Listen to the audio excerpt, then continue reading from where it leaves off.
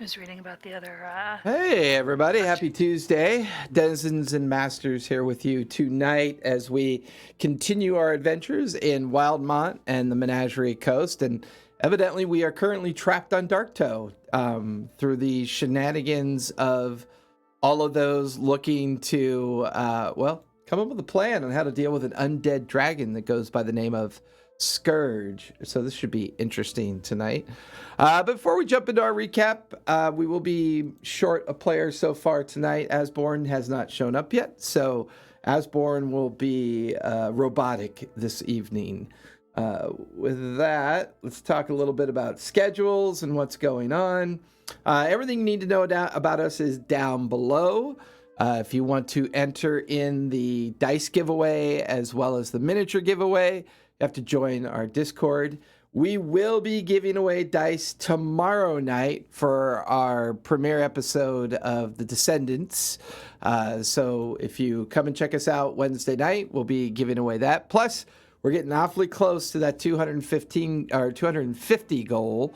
I think we're at 183, but as soon as we hit 250, all of our followers that are following us, we will pick randomly 2 followers that will get a redeemable digital key for D&D Beyond for either the Player's Handbook or the Dungeon Master's Guide. Kind of get some choice up to it, or up to the winners, because if they already have it, or I want to make sure that if they win it, I want that they can use it for something that they need. Everything you need to know about us is down below. Our Discord links, our socials, our tweets, our YouTubes. I should have YouTube all caught up within the next week or so for a lot of our back issues and back episodes. So hopefully, if you want to get caught up on a lot of our shows, a lot of our back episodes can be found there for all of our different shows. We are taking a holiday, however, so we will not be doing a Thursday one-shot tomorrow. We will be shutting down the studio Thursday through Sunday. However, we will be running reruns the whole holiday weekend in anticipation of a fresh new schedule next Monday. The plan is to take some time off. We've got a bunch of new studio equipment to install so that we can start bringing you live games. I've managed to finally scrounge up a camera. I'm looking to scrounge up a couple more.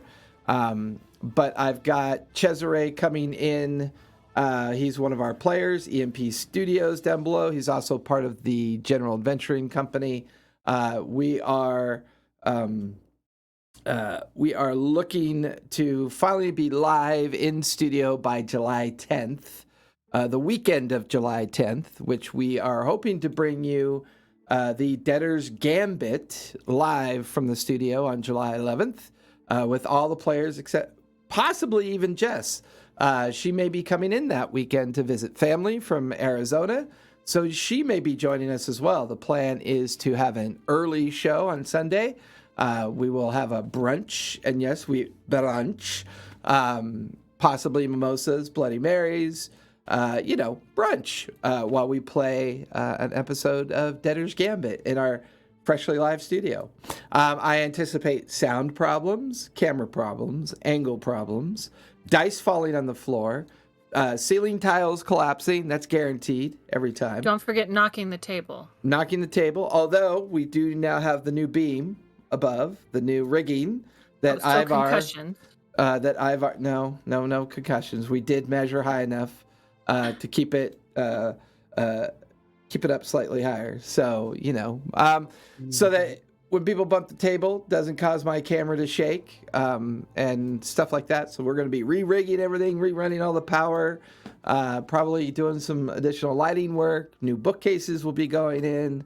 It's going to be a busy 4 days. So hang in there with us. Enjoy the 4-day break. We'll be doing lots of reruns, and we'll have a whole bunch of new giveaway stuff for the month of July. We're going to be doing a lot of 4th of July celebrations. It's my 50th birthday on July 10th, so we'll be doing some really fun giveaways for the month of July, and hopefully playing some board games. We may even be testing out the studio before July 11th. Hoping to get Ivar and Callista and anybody else local to us to kind of chill at the table and play a couple board games, test out our equipment, see how we're doing. Other than that, everything else you need to know is down below. Click on the links. If you can afford it, subscribe. We'd appreciate it. If you cannot and you have Prime, let Jeff pay for it. So Jeff Bezos is happy to pay me to let you subscribe to me. So use your Prime to subscribe. That would be a great help. If you're not following, follow. That helps as well. We are growing every time we stream, and we enjoy sharing our games with everybody. Even if we weren't streaming, we'd still be playing. But we love to share these stories with you, share with you how we do our Teach and Learn Discord. So if you're looking to join a fun Discord where you can win things, learn about playing, play your own games without the hassle of administrating your own Discord, come on over to ours. Information's down below. All of our episodes are up on Anchor, so if you want to listen while you clean or work or write or do anything, click on our links below for either our LinkedIn or our link tree, or click on our Anchor podcast, and that'll take you out to us. But if you come over to our Discord, we have all of our links there as well. So come check it out. Lots of fun. Well, now let's recap. You can see Mara is just nail biting with anticipation. Sam is head wiggling like crazy as usual. And Asborn and Oswald are frozen with anticipation.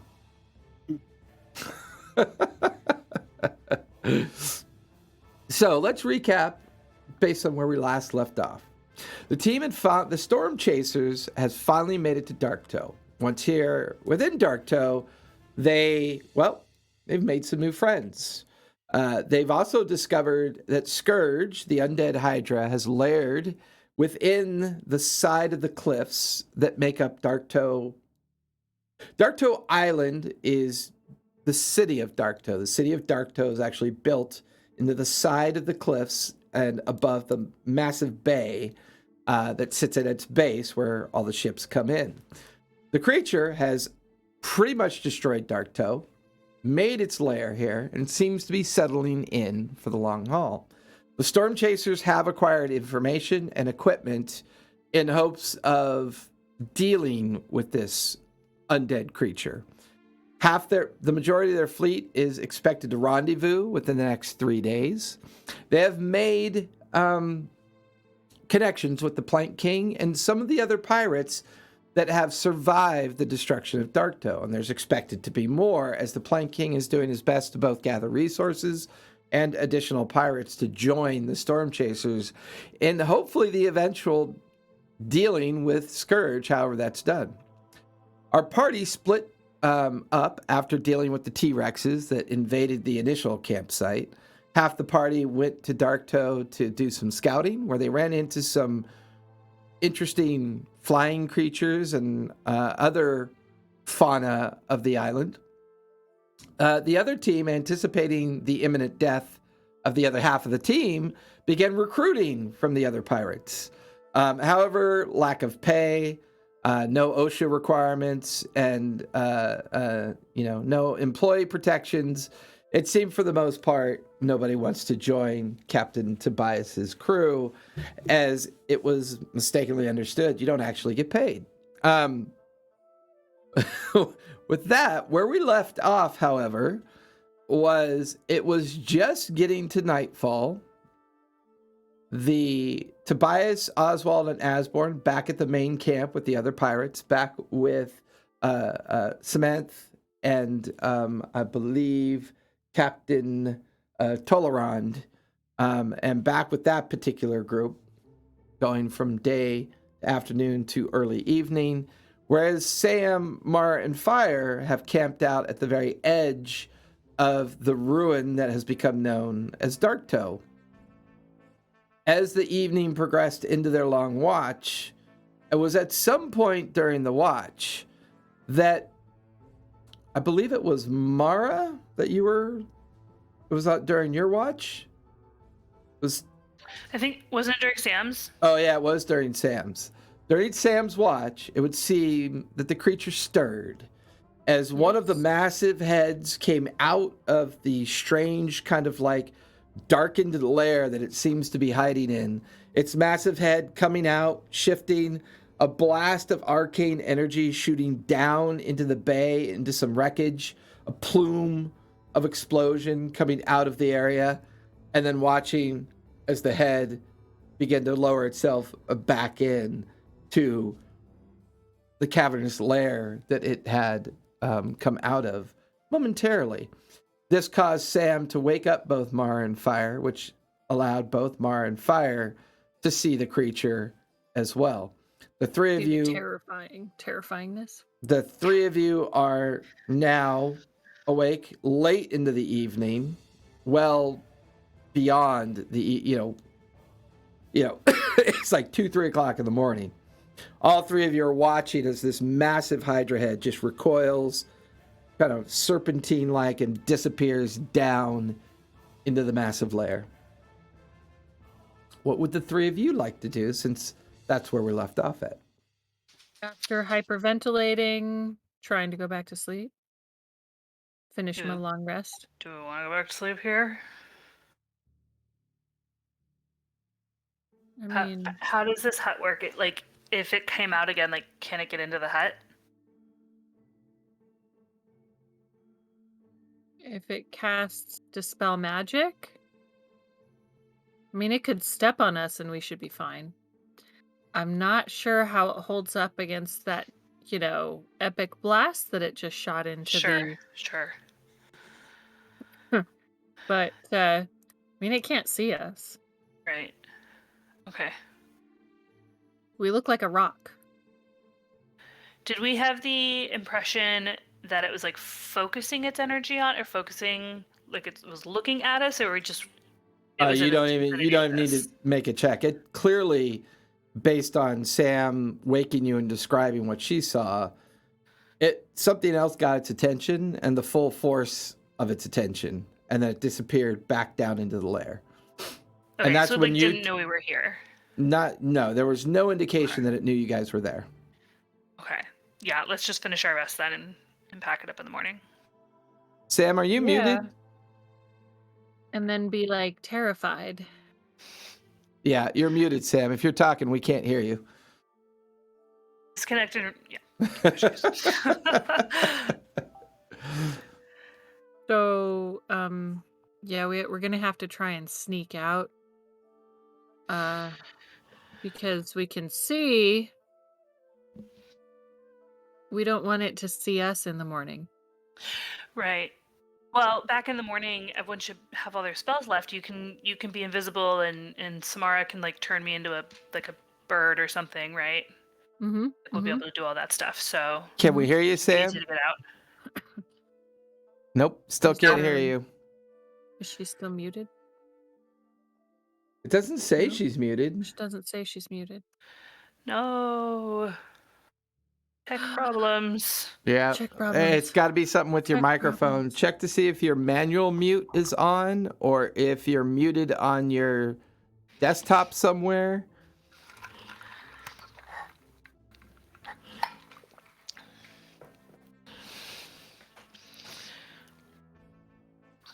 All right, hold on while we try to figure out why Sam's microphone suddenly has decided not to work.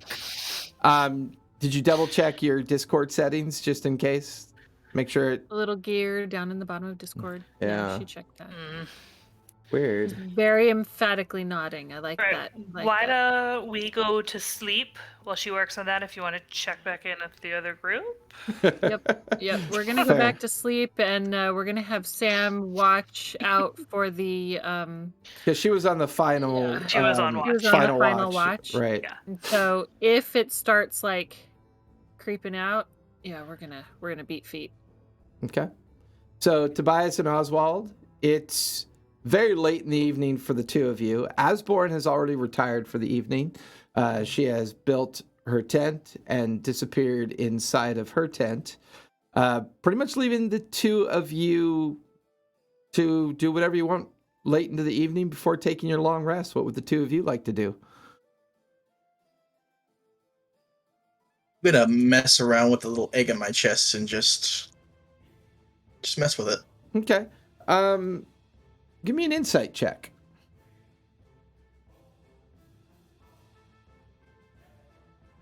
15.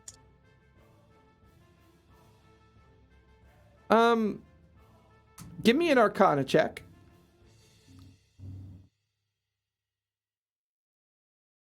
That's a 19.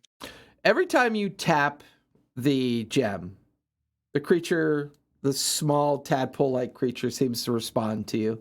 It kind of flits back and forth. It then knocks its head into the surface of the gem, almost like trying to knock and be able to touch your finger as you tap the gem. There's definitely some kind of enchantment on the gem. You've definitely picked up on that. The remembrance of the Stormlord's commentary to you, its last words before you had passed the trial, retrieved the Kraken's egg, and found this thing buried in your chest, it would seem that this thing and you, while physically integrated, you've yet to kind of feel its presence or understand its presence, whether it's a sentient creature or not. But it's alive, whatever it is. It's in that gem. And the gem is the color of the Kraken's egg that you retrieved. And the notion that the Stormlord had, called it the opportunity to reshape the world just kind of settles in with you as you kind of just think about this creature, think about what it means. Give me a charisma save really quick.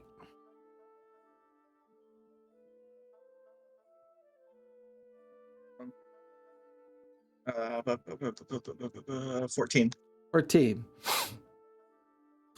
As you drift off into your long rest, you fall into almost like a dream state.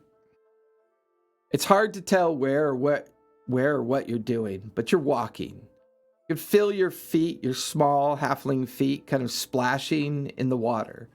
Looks like salt water, looks like seawater. You try to touch it with your hands and it kind of like pulses, moves away from you. Huge mounds and waves of water kind of spin up and move away from you. Off in what feels like miles away from you, but as you step towards the vision, you're on an island somewhere. You're not sure what island it is. The jungle canopy is very thick, but somewhere in the middle of this canopy, you can see the massive ruined peak of a stone temple.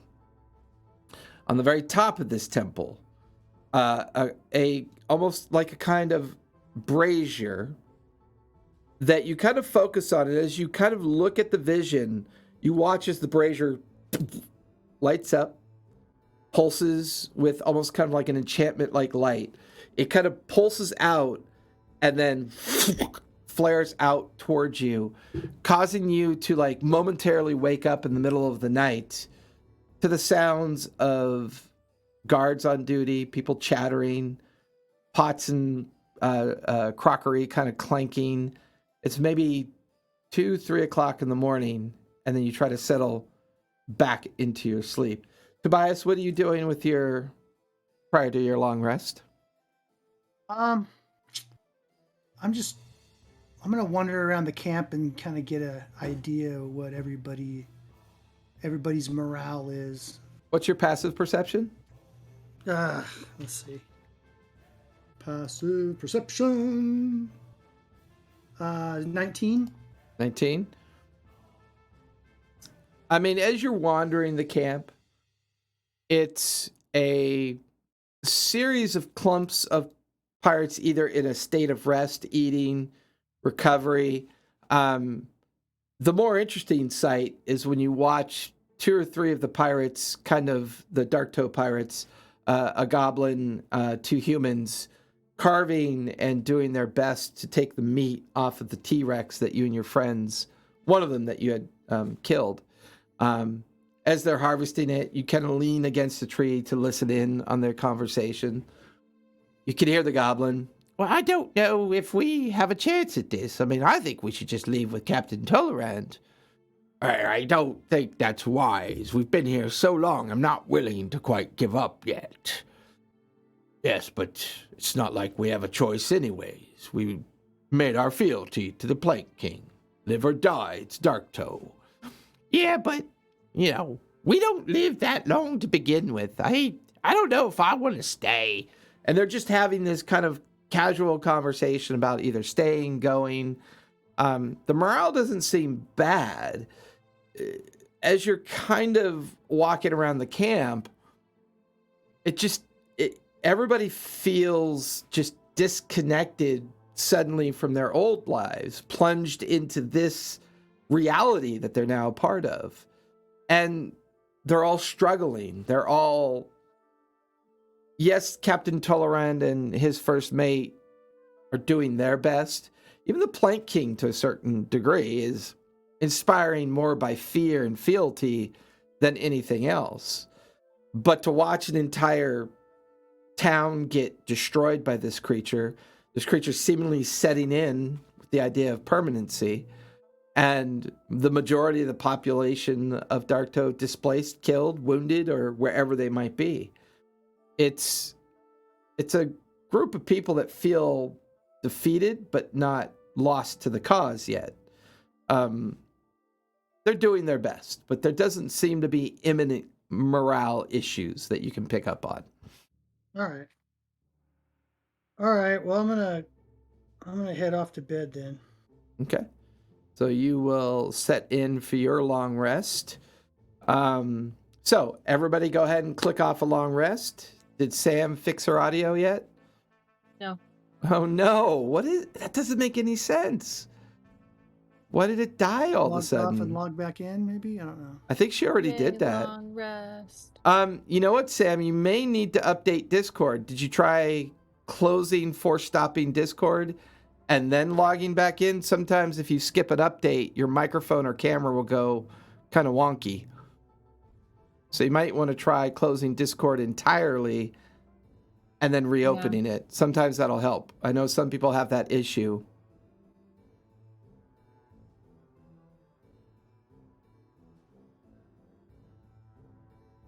You gonna try that? I don't know if she can even hear us now. I think she can hear Yes, she put it in the chat. So she said she's going to try one more time. If it doesn't work, she's going to have to go to a different device. Gotcha. But it's going to mess with the cameras. Yeah, we'll have to figure it out. We'll figure it out. Figure it out. We'll figure it out. Figure it out. I mean, honestly, it's not really that hard. I could just shift a couple things over and it'll be fine. We'll just wait and see if she can come back first. Yeah, because I've noticed sometimes with Discord, if you just leave your Discord in a permanent state of minimization or open, and then it updates, then, you know, and you don't do the update, it'll definitely crunch some of the settings and stuff like that. So everyone go ahead and click off for your long rest. So make sure you get your long rest. Long rest finally. Can I you get all my hear me now? spells back. Yep. Yes, we Yay, can we hear can you. hear you. Okay. you. I'm just gonna have to just deal. All right, we got all our spells. I mean, I got all my spells. Are you on I'm a? going Are you to on see a? about... Hold on a sec, babe. Are you on a Yeah. different device then? I am, yeah. Okay. So I'm gonna have to do some Hang fixing. on, I'll just set up the camera. Give me like 10 seconds. Sorry. No, that's fine. Let me see if I can... What if I need to switch any of my spells? Yeah, don't forget to reset your spells and all that fun stuff. It is now day 2 since your arrival. The fleet, the assembly of the fleet is now less than 3 days away, as far as you know. I believe Mara did have some conversation with Albin prior to the long rest. The stone. They're sending stones. They're adorable little communication devices with each other. Couples communication. Yeah. And we have to pretend not to know Albin because he's going to be disguised. Yeah. Yeah. Hey, Album, what's up? Why are you looking like that? No. Oh, Tobias totally there she Tobias would never is. do that. when we see Sam! So exciting. Wow. Exciting. Deal. All It's right. And fine. you're so beautiful. Everything's Look at fine. It's you. fine. Everything's fine. You're gonna have to like close one eye and do stuff like this for us to be, Yeah. you know. Yeah. It has to feel normal now. I love the backdrop. Wait. That's totally cool. Can we paint your skin green? That would be awesome if we could. Yeah. No, the backdrop is actually, I'm really proud of it. Sorry, side note. My husband did this mural. Beautiful. Very cool. That's You awesome. painted that? Yeah. I thought it was That's like awesome. a sticker. I thought That it was is so cool. thought it was a sticker. Well, yeah, I thought it was a sticker or like Great big sticker. like a drop cloth Yeah. tapestry. Tapestry is the word I'm looking for. That's awesome. But I'm here. Yay! Long rest. Long rest. Long rest. Okay. And we're not dead yet. Yes, being the I'm keyword. not dead yet. I'm not dead yet. All right. Maybe What I was wanna trying to take add. So, freedom. side note, can we retcon one little thing? What's that? I was trying to ask when it was our turn whether we could see what had startled it. I will say, so yeah, we can retcon during your turn because you would have seen that. Because the only thing Mara and Fire would have seen is the retraction of the Hydra down into the lair itself. So for you, Sam, go ahead and give me a perception check. I'm going to assume that Pepper was on Overwatch during your... Yes. So go ahead and give it to me with advantage because you can also benefit from Pepper being up with you. Okay. Let's see if we get a better roll. No, 19. There was definitely something that piqued its interest down in Darktoe, in part of the ruins that you could see. The trick with Darktoe is it's a series of 20, 30, 40, 50 cliff and mountainsides that you guys can look down on. And as you look down, you can see ruined buildings everywhere. You can see the main harbor down below. And part of the debris of flotilla of debris, as well as you think that might be where Sharptooth is, that is part of that individual, that orc that was firing on the Hydra. Something definitely got its interest. It's a little too far away to be able to see what it was, but there was a series of ruins that took the full blunt of the arcane strike, which leads you to believe that this creature can sense people coming near the lair. Currently, it has not sensed you guys as far as you can tell. And then I'll say, as you wake up in the morning, you can kind of share that with Fire and Mara. So click off your long rest. It's the start of the second day on Darktoe. The camp is currently split. 3 of you are near Darktoe. The other 3 of you on the other side of the island with the Tolaron encampment. As the Plank King is gathering up his reserves and resources with the anticipation of joining whatever fleet is coming. So we can do this a couple ways. We could do a time skip and say you guys basically have 3 days to do what you want to get done. Who am I getting that feed? Where's that feedback coming from? Sam. There we go. So we could either do a 3-day time skip where you can do a series of activities over the next 3 days in anticipation of Albin and the other fleet ships that are supposed to arrive. Or we can go day to day. I'm going to leave it up to you guys to tell me how you'd like to do this, how you want to play this out. I would just I vote for time skip skip. it. So I'd really love to be able to watch this hole for like an extended period of time. So gals, do you feel comfortable like staying here and just recasting the hut every couple of hours, or no, you want to bail and go back? We can recast the hut every couple hours. We can stay here. Like and we I can can even make like move food. back.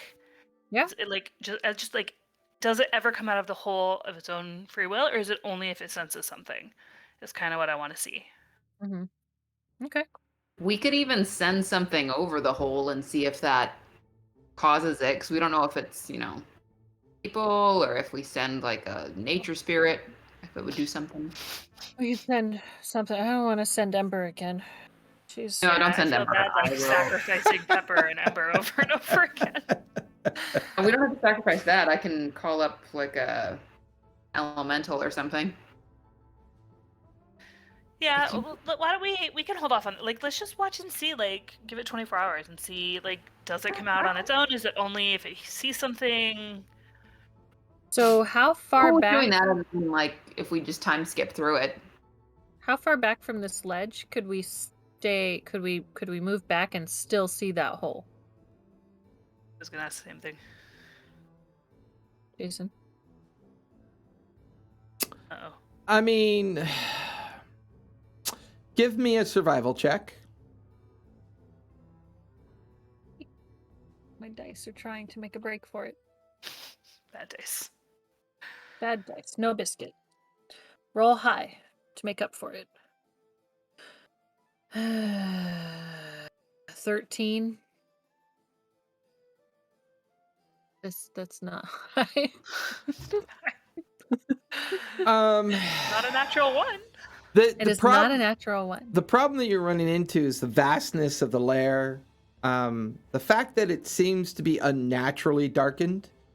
So possibly some magic is involved. Plus, you're still not sure if both the previous elemental and the and Ember's last kind of foray into this area was, their destruction and they were attacked by something, or they ran into something else. So there's still a lot of unknowns. Moving further back would definitely make you safer.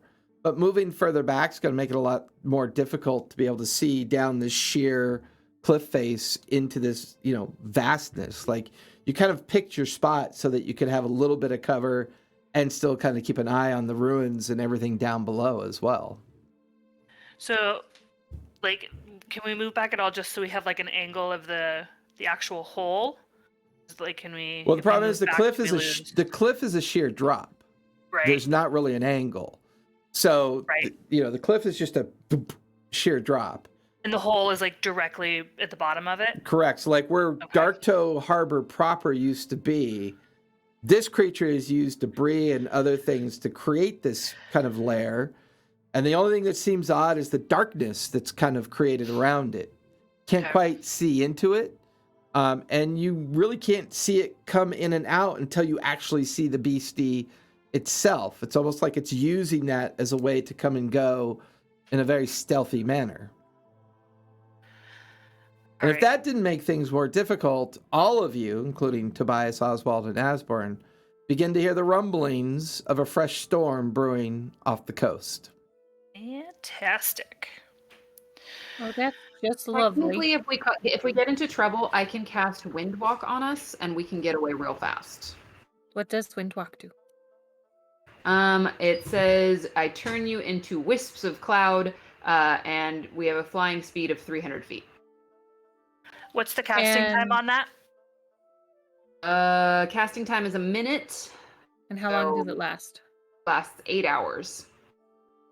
Yeah, so that can't be in case of that's not an emergency spell, but that's like we probably should go. Let's cast this. Right. In an emergency situation, we can't do that. Well, I mean, shoot, that's how we could get back to camp right now. Sure, if we decide, Mhm. or like when we're ready to go back, we can. Mhm. We can do that for sure. And then we don't have to deal with the rock. We can like fly through the rock's feathers and ruffle its feathers and poke it and go, ha! You can't get me. Never know we were here. Just need to study and meditate for a bit because I do not have this prepped. So we're gonna go. That's fine. We just Think slept. about We nature just for a slept. while. We just slept. Okay, so why don't Fire? Why don't you recast the hut? Okay.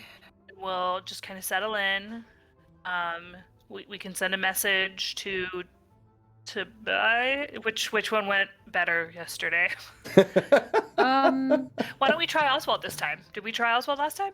No, I didn't try Oswald. try Oswald. I did Asborn and That then went poorly. Tobias. It also went poorly. It did. Yeah. Yeah, let's maybe try Oswald. And just let him know we're just gonna chill here for 12 more hours or so. We just want to see if the if the Hydra pops his head I out. love it. You better send that out, homie. You need to. That's us freaking You're supposed to be practicing on your digital app too. Well, I gotta buy the stuff for it. It's gonna cost me some money. Oh well, sell more As soon as I shirts. get it, I'll Sell let more you know. shirts. Okay. Yeah, Yeah, sell more shirts so you can buy the digital tablet so that you can then draw more stuff. Okay. Stoof. Yes. Not that. So now that we've decided we want to stay, I'm fine doing a time jump. All right, so I'm gonna message Oswald. Okay. Or sending. I'm going to send Oswald a message saying that we're going to stay here by Thorkto and continue watching the hole that the Hydra comes out of to gather more intel. You can reply to this message. I don't know what more intel you need. You just see where it shits and sleeps. I mean, technically, we don't really see where it shits. It probably shits there too. It might. I mean, but it's undead. Do undead things actually poop? Or eat. It's a good point. They eat. Oh, we've seen them eat. We've seen them That's eat. true. That's true. There you go. They don't eat happy things. They eat people. So anyways, okay, so I'm going to tell the group that Oswald doesn't understand why we're staying. He doesn't see what other intel we need. We know where it's at. We know it's still down there. He doesn't think we should stay. All right. Well, that's his opinion. He's entitled to it. Did you tell him to tell the captain that? I feel like he's not going to. Again, why do I not just start with Tobias? We are having a major communication breakdown. It's because we don't get paid. Okay, I'm gonna talk to Tobias now. So, Tobias, sending you a message now. That's like 10 words right there. No, that was not me starting. Sure. Is he asleep? Okay. I am. I'm the Plant King. I'm ruling the world. All about to Tobias Fairweather. The Blank King. Okay. I'm sending him a message. What am I gonna say? Okay, I'm gonna say we're still by the Hydra pit? Hydra pit. We're going to stay and collect more info On its habits. on its habits. What do you think? You can reply to this message. Probably will in the morning when I wake up. This is the It morning. is the morning, you know. Oh, is it the morning? Yes. Yeah. Oh, okay. I didn't do it at 2 a.m. when we. Or Oh, okay, whenever. good. He was drawing. He never pays attention when he draws. Yeah. Yeah. Well, you want quick sketches, so I did you one. No, it Don't looks forget awesome. to tick off a long rest on your character. I did. It doesn't do any good for me. I'm Oh, already at my max yeah. everything. I think you should come back. I think we all need to be together when the fleet arrives. You've already seen it. We know it's there. Shouldn't put yourselves in more danger. But that's just my opinion. I know you're going to do whatever Fire wants to do. The end. The end. The group kind of. They all like calling me the Butcher. Why would I want to stay? Okay, so I'm gonna tell Great name for Mara a pirate. and. So we can have Albin give us like a 5-hour warning or 6-hour warning if he's concerned about us not being there when the fleet arrives. And no one on those ships knows that he can communicate with me. He's on the Crimson Mouse, right? No, he's on He stayed on the Blue Opal. an Alabaster ship, isn't he? Yeah. As far as you can Somebody remember. better be on my ship. Yeah, where's? I don't think he's on the Mouse. I'm he's pretty on the sure he's with Alabaster. Because he's with Shulamon, Shulamon wasn't on Alabaster's ship. wasn't he? Mm-mm. They had met up with Shulamon's fleet, and that was why Albin had said he'll look different when he finally meets you guys. He's incognito at this point Right. because of Shulamon's existence. Incognito, ghetto ego. Either way. At some point, he would be back on the Crimson Mouse during the traveling to Darktow.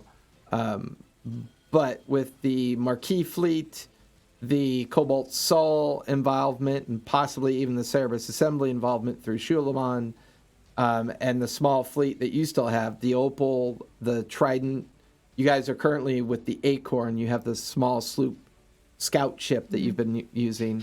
I think there was one other ship that was still part of the captain's. We have the Golden Rule of Orb five. sank, the Trident, the Acorn, the Blue Opal, and the Crimson Mouse. Those are the ones that we Yes. had. Yep, that's And what you've then got left. We had the Ivory Tooth and the Ivory Tooth, and the Half Smile, Yep. and then 5 more war galleys. Yep. And those are coming from the Marquis as well as the Cobalt Soul. The concern was Shulamon's involvement.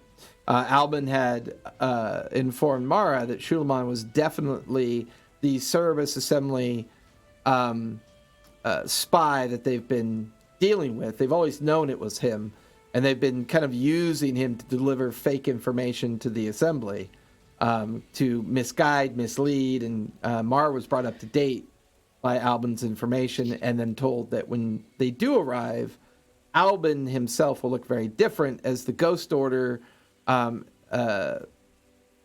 is trying to still try not to tip their hand to the Cerberus Assembly. Although it almost did. We're not involved. Yeah, it almost did when one of the Sinclairs had delivered Shulamon to Asborn Sinclair. That ruse was averted as the Sinclairs were attempting to expose the Ghost Order, but it clearly didn't work. No, because Politics. Asborn wanted to just kill Shulamon and, himself.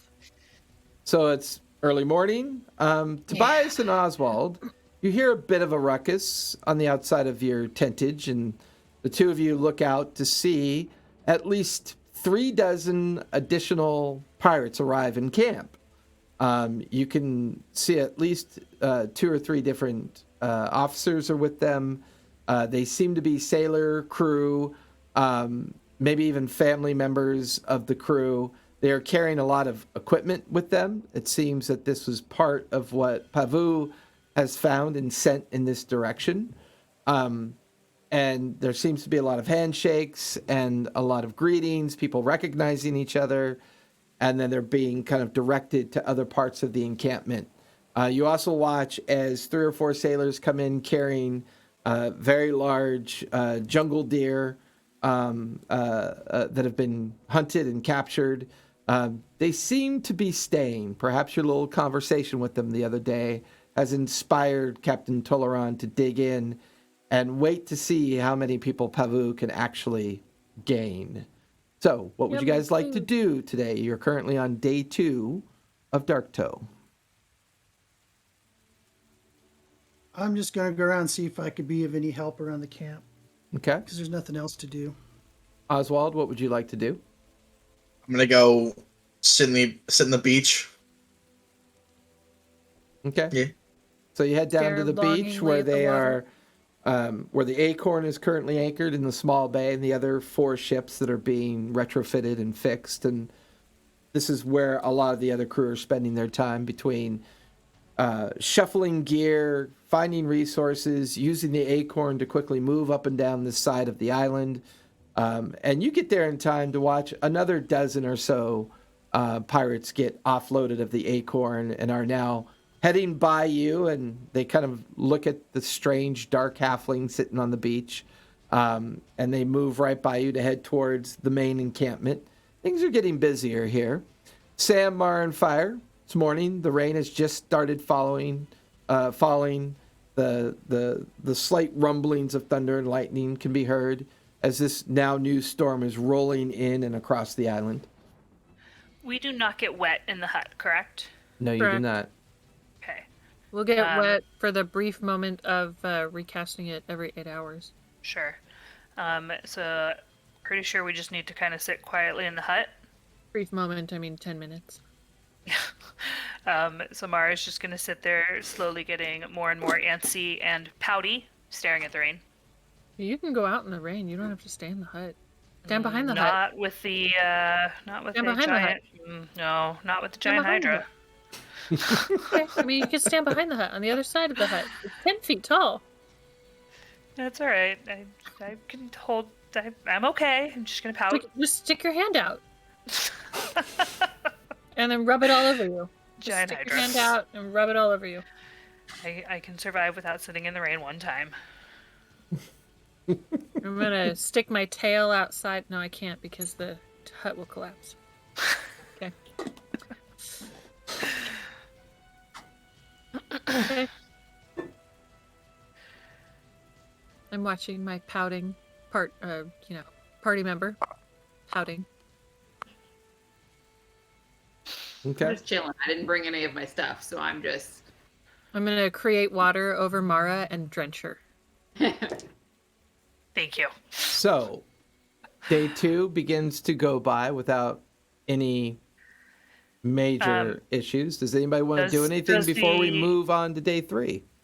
Does the hydra do anything? Do we see Yeah. any? Do you see anything? Give me perception checks.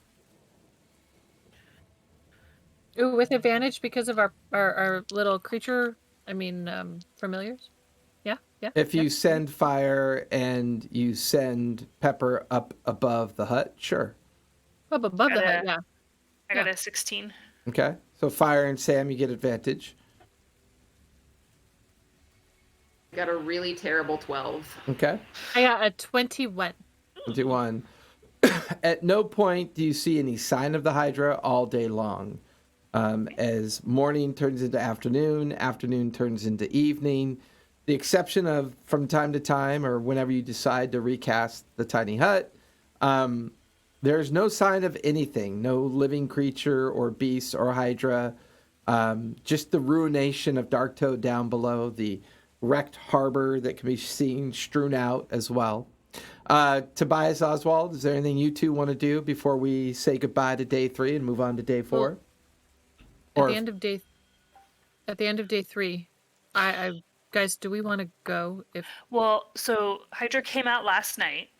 Right, I saw it's kind something. of I would sworn. like, yeah. So let's at least get the 24-hour block to see if it comes out every night, or only if it sees something. I think it only comes out if It's it's like a nocturnal thing. Right, I'm curious. Okay. Did I know about that with my like nature abilities? I mean, I know this is like a magical creature, but I would say go ahead and give me a nature check in regards to the behavior of undead creatures, and we'll see what you can glean from this behavior. No, I know lots of things about undead creatures. Can I get in on that? Sure. got an 18. Okay. I got a 16 plus a... Where's nature? 18! So, as you guys kind of take counsel with each other and think about this, the challenge you have with just typical undead creatures is the fact that they're almost usually tied to something, right? Whether they be ghouls, ghast, specters, skeletal undead, they almost always seem to be tied to a place they once inhabited, or they seem to be tied to a graveyard or a tomb. The interesting thing about Scourge is that not only has he seemed to kind of like get bigger and change since you've last seen him, but it's almost as if somehow his physical existence is interacting with the prime material plane. To say he's undead is more of a description of his appearance than the true nature of what he potentially might be. He's described that way because of his visage, but his behavior is anywhere like typical undead. If he was truly an undead creature bound to the Stormlord's vault back on the island, He wouldn't have been able to get out. he would. Well, it's not that not being able to get out, but what would be the purpose of getting out or getting free? It's almost as if, well, those were two pretty good high rolls. So for Sam and Mara, go ahead and give me history checks really quick. If you can glean a little bit more information from these insights. Oh, no. That's a 15. Okay. 15 is actually still pretty good. Sam? Wait, no. Nope. Could you Nope. repeat it? It got really wonky. I'm on a Mac. It's a 6, not a 9. Gotcha. History check. History. Gotcha. 12. Give me a second. Little dots on the bottom. Oh, that is not good. History. I got a 6. So we're rolling high tonight. Yeah, I mean, I would say the only thing that you can kind of glean from all this is perhaps the insight is wrong. Perhaps the creature was never actually a guardian of the vault, but perhaps something that was meant to stay there regardless. Maybe it was something that was purposely placed there, trapped there, almost kind of like the other equipment and other items and other things that were there. This is feeling less like something that was intended to protect the vault and more like something that was intended to stay trapped there. That's one thing about its behavior that you get from this. And it does not... He did feel trapped with the way he ran. Like You know, bolted. Like Yeah, 'cause he bolted didn't, out. like, try and attack us or anything. No, he Trying to completely stop ignored us from us. taking the items. No, not at all. Just ran right past us. We were like peeing our pants. And yeah. Told you we should have taken this out. Not gonna say I told you, but also I told you. Well, I mean, we were was just like, following a "Let's do it." treasure Everyone map. was We like, were following "No." a treasure map. How are we supposed to know that it was going to have cursed treasure in it? I mean, who puts a cursed treasure map out there? Who puts a treasure map out there, though? I mean, if you're gonna hide treasure, why would you let other people find it? Well, maybe they did it so that they could find the treasure again. Question my treasure map. You're not here. You don't know. Damn pigeons. There was words left on your message, and I overheard you. You didn't mute after your message. Damn, my mute button's broken. Ay. Okay, so this Okay. is probably more of a weapon and less of like a guardian. I don't know if it's a weapon so much as just Or- a dangerous creature. A weapon implies someone's sending it Or I feel like someone or made this wielding though. it. I mean, this is feeling very Qualishy. Well, someone made him undead, and he's been undead long before Qualish was well, alive. he's not even like a normal undead. Like he's something terrible and awful and not normal. Maybe he's cursed. Maybe we just have to remove curse on him. Oh yeah, that's like a 3rd level spell, right? I'm sure that'll work. Yeah. Just do that. Just cast that right now. Be I done. just cast remove curse on Scourge. No, I have to see him first, so I have to be not terrified and But we'll just send Pepper over the top of the thing. He'll pop So a that setup. she can die a and third remove curse. time. It's fine. You can bring her back. just remove All right, curse, well, and then he no becomes more not things, I undead, guess. and then he's easy to kill. Actually, no, we just remove curse, and then he's not undead, and then he's a happy 5-headed Hydra, And then he'll just be fine and he'll go on his merry and then way. he'll just be fine and go on Hug his us merry with way. his 5 heads. Exactly. And hug us, yes, with his mouth in his 5 heads all at the same time. One arm Perfect. each. Perfect plan. Yeah. No flaws in that plan at all. No flaws in that plan at all. No. Okay. Yeah. Damn. Okay. So Tobias and So we're Oswald. staying home here one more night. Or at least maybe half the night. Okay. Can always So- wisp ourselves at 2 or 3 a.m. So Tobias and Oswald, what are the two of you doing with this day? Well, is my ship? Well, I'm not really gonna get on that ship again, so don't worry about it. But I'll go through the camp again and see if I can find Tolerand again. Give me investigation. Investigation. Milton Bradley's new game. Daddy, I rolled a 20. Oh boy. Perception? Investigation. Investigation. Oh, so a 31. Wandering around camp, you find Captain Tolerand. He is talking to a handful of sailors, kind of dismisses them, sees you come up and, all right, Captain Tobias, what can I do for you? Looks like you decided to stay for a little while, huh? Well, Pavu is sending more men and women and resources and material and equipment. I think it's worth an effort to see what we can put together. Not to mention, I imagine your reinforcements are on the way as well, correct? Yes. Yeah. Well- They're coming. Till we know for sure. I think it's worth trying. Definitely. I'm good. I'm glad to have you. We need all the help we can get. And thinking on it, there's not many places left for us to go at this point. The Wow. rumor has it that, one of our local islands that we use sometimes to refit and resource our ships has been destroyed, Which island's that? broken. Ah, yeah, it has been destroyed. Broken Beach. I can tell you that from first-hand account.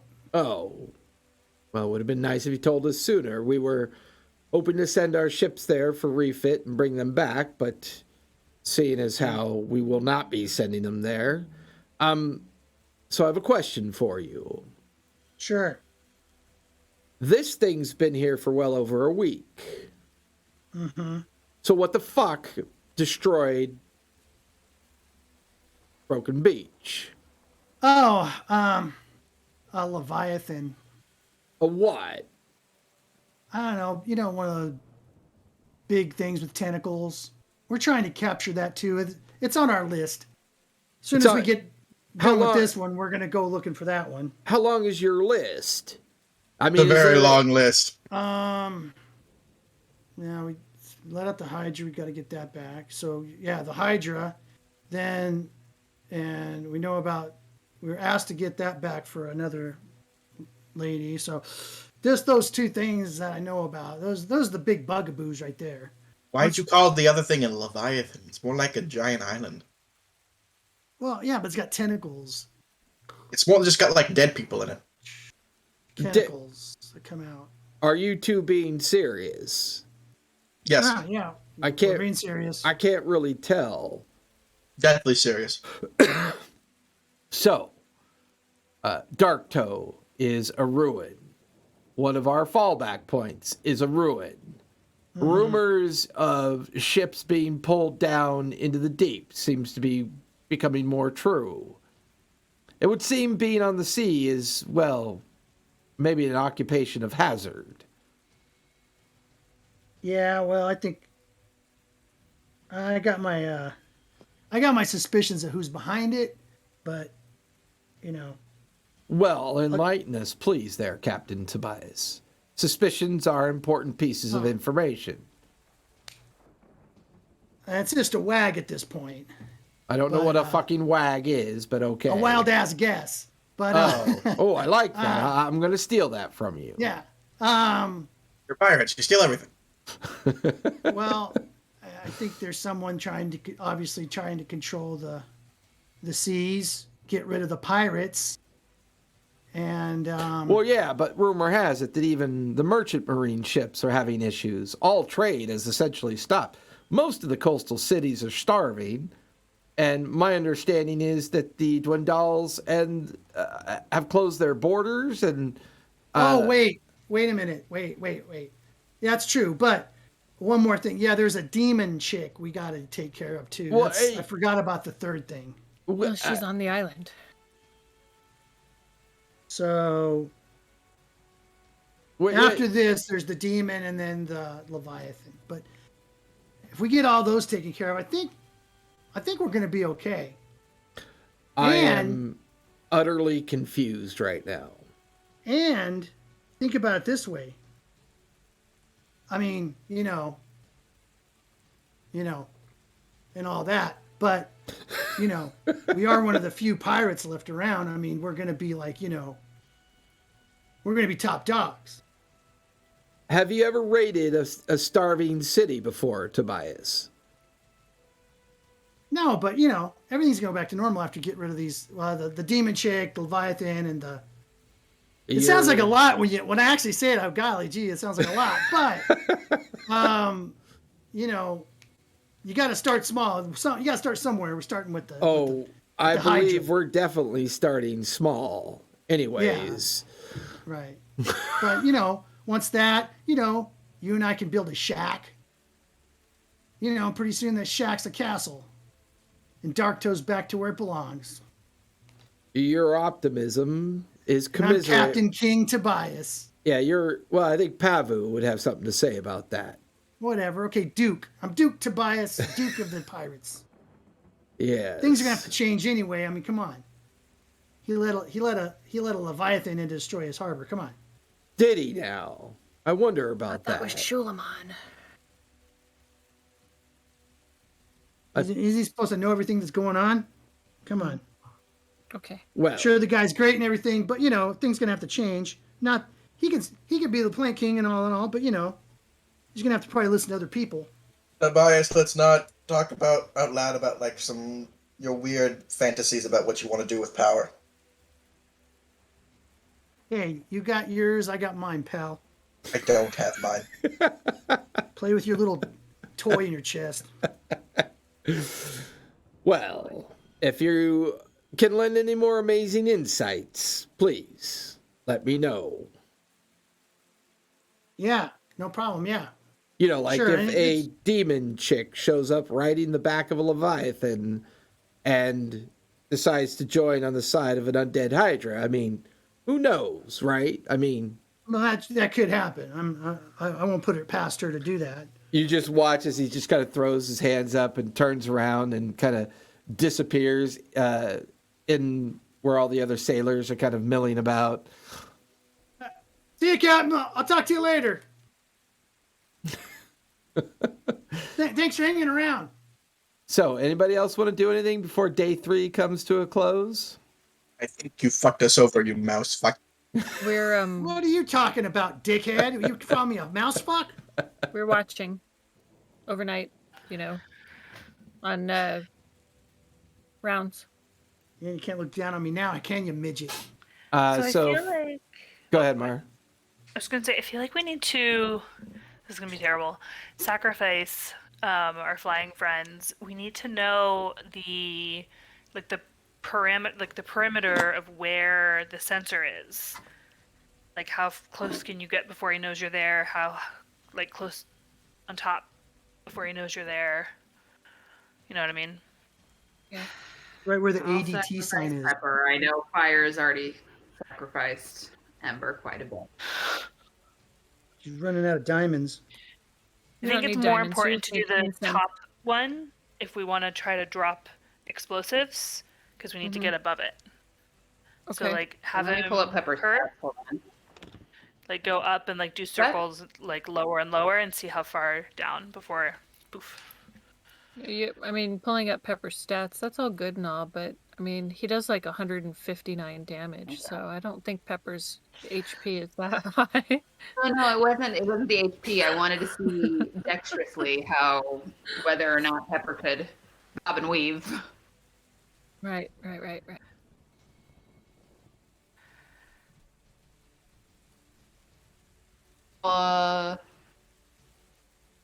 Yeah, and in fact, peregrine falcons don't provoke opportunity attacks when they fly away from an opponent. I found out new things. You want me to send him over? Sure. Yeah. Start super high. Just have him go slowly, lower and lower until it triggers the oh, someone's here. All right. Okay. I'm going to whistle for Pepper to come on down. I'm gonna give him a little head tap and let him whisper to him it's gonna be okay. You're gonna be back. It's okay. And then send him. I know. Sorry, Pepper. Takes off. At about 20 feet above the entrance point into this void that the creature had come and gone through. You said 20 feet? Yeah, about 20 feet above it.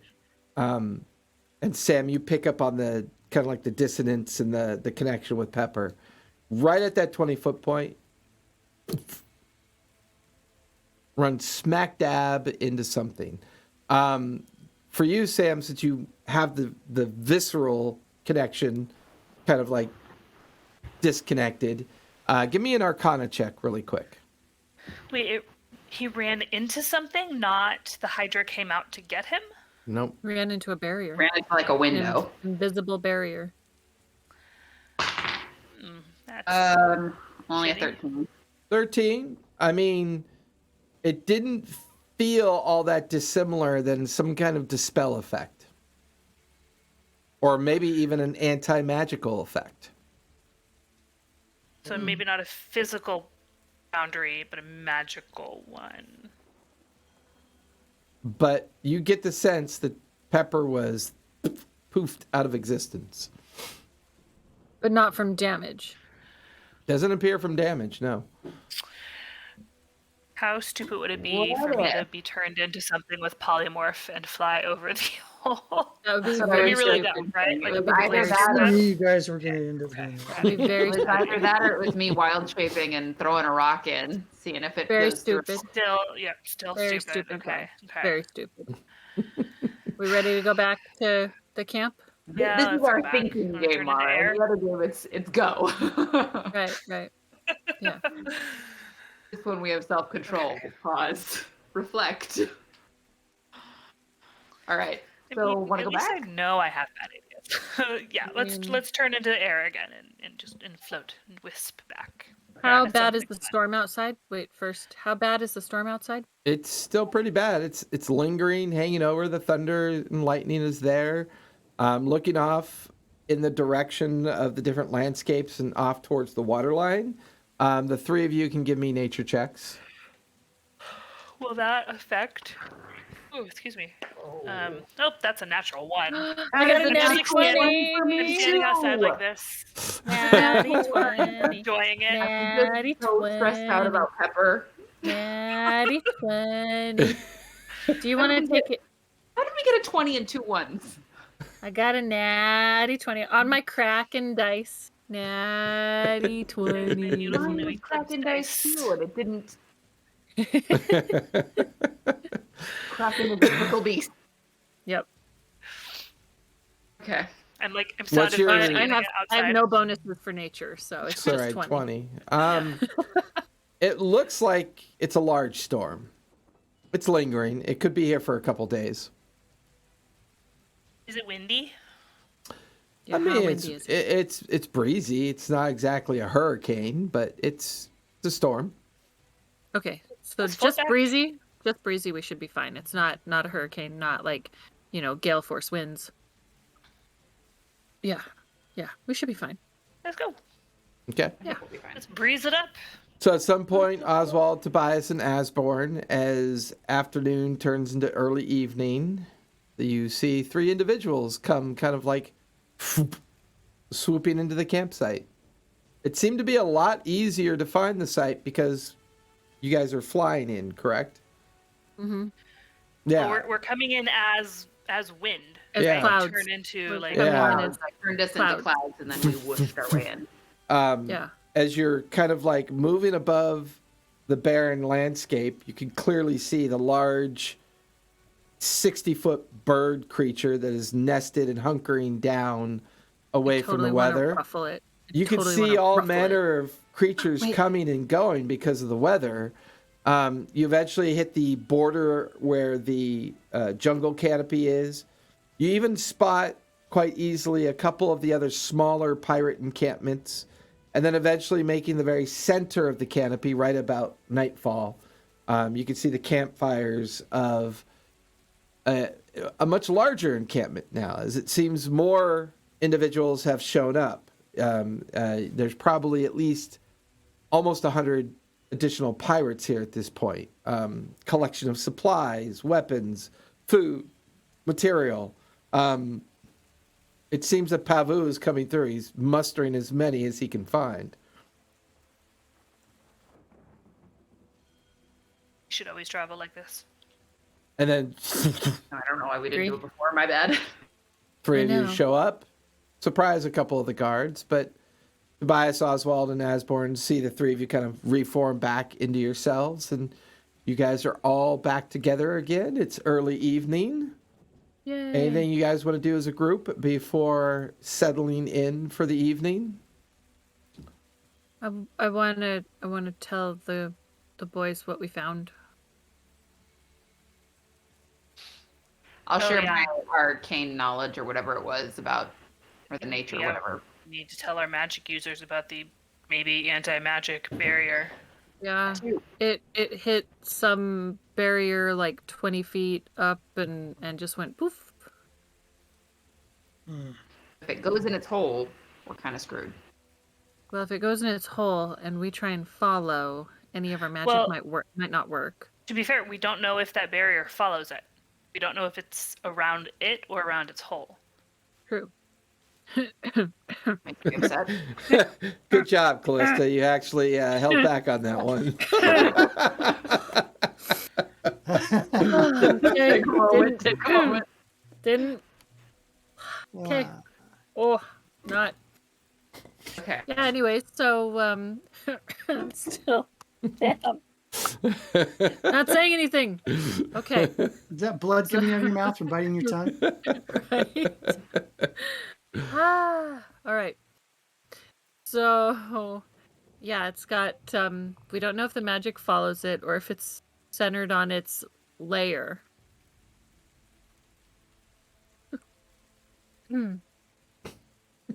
Mara has stepped away from her camera. While we're waiting, I'll just give myself another tattoo because I've got one more application. Might as well. Fair Well, you enough. probably want to bring back Feather. Or Pepper. I'm sorry, Pepper. Bring Pepper. back Pepper. Right. Feather. Okay, I'm gonna go Sorry, with my green. Monday game or my Friday game is bleeding through.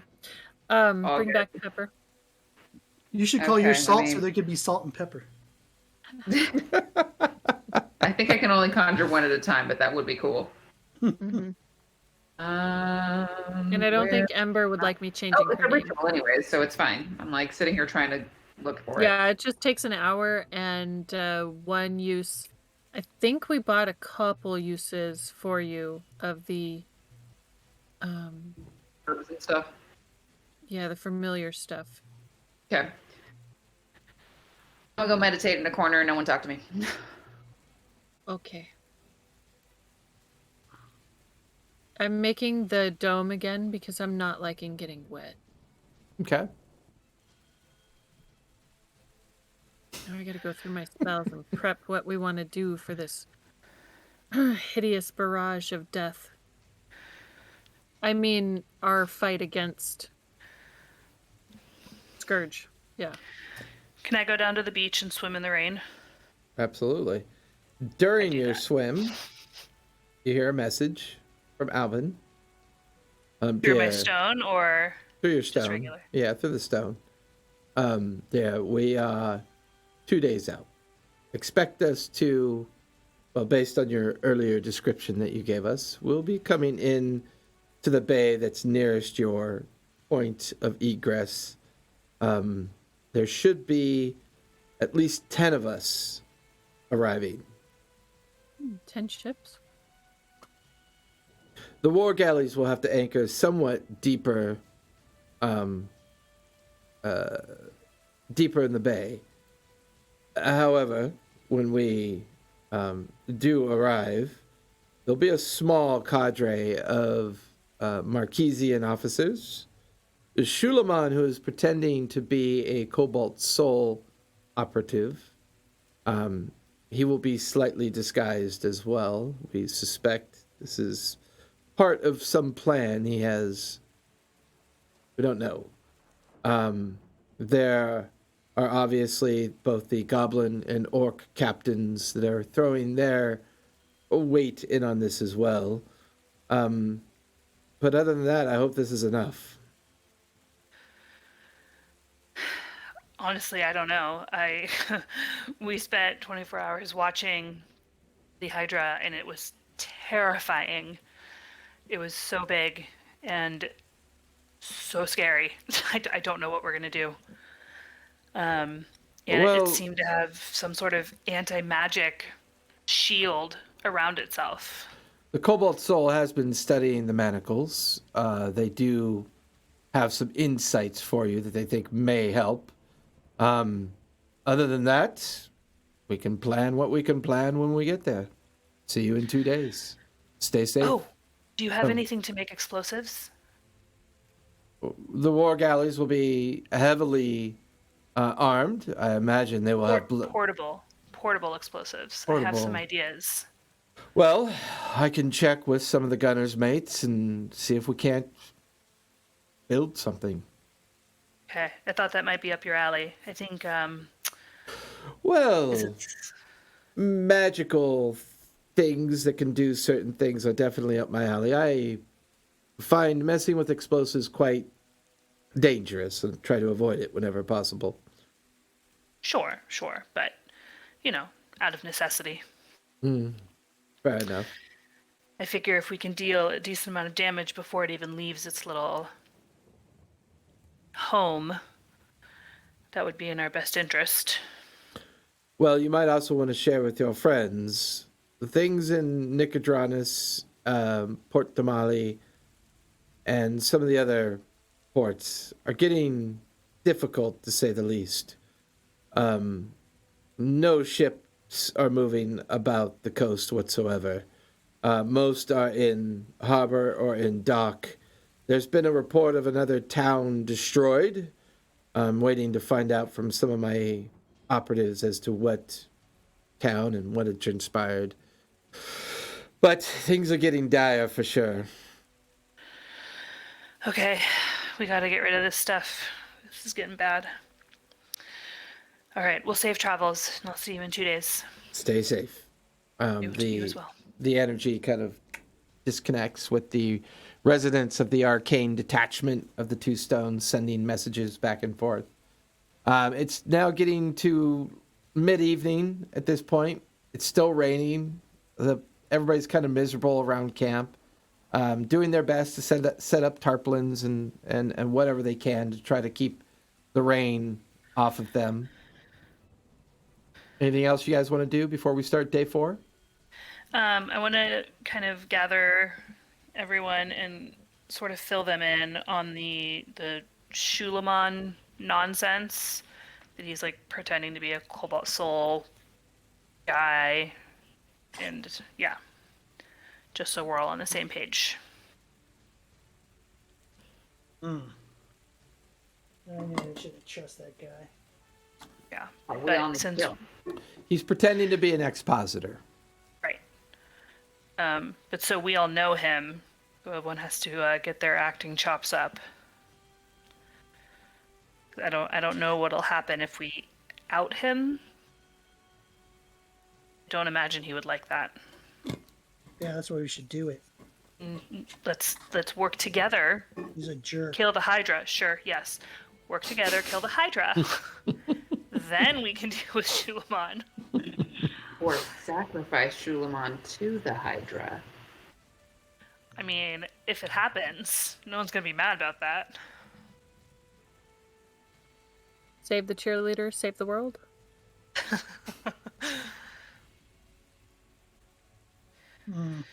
Okay. All right.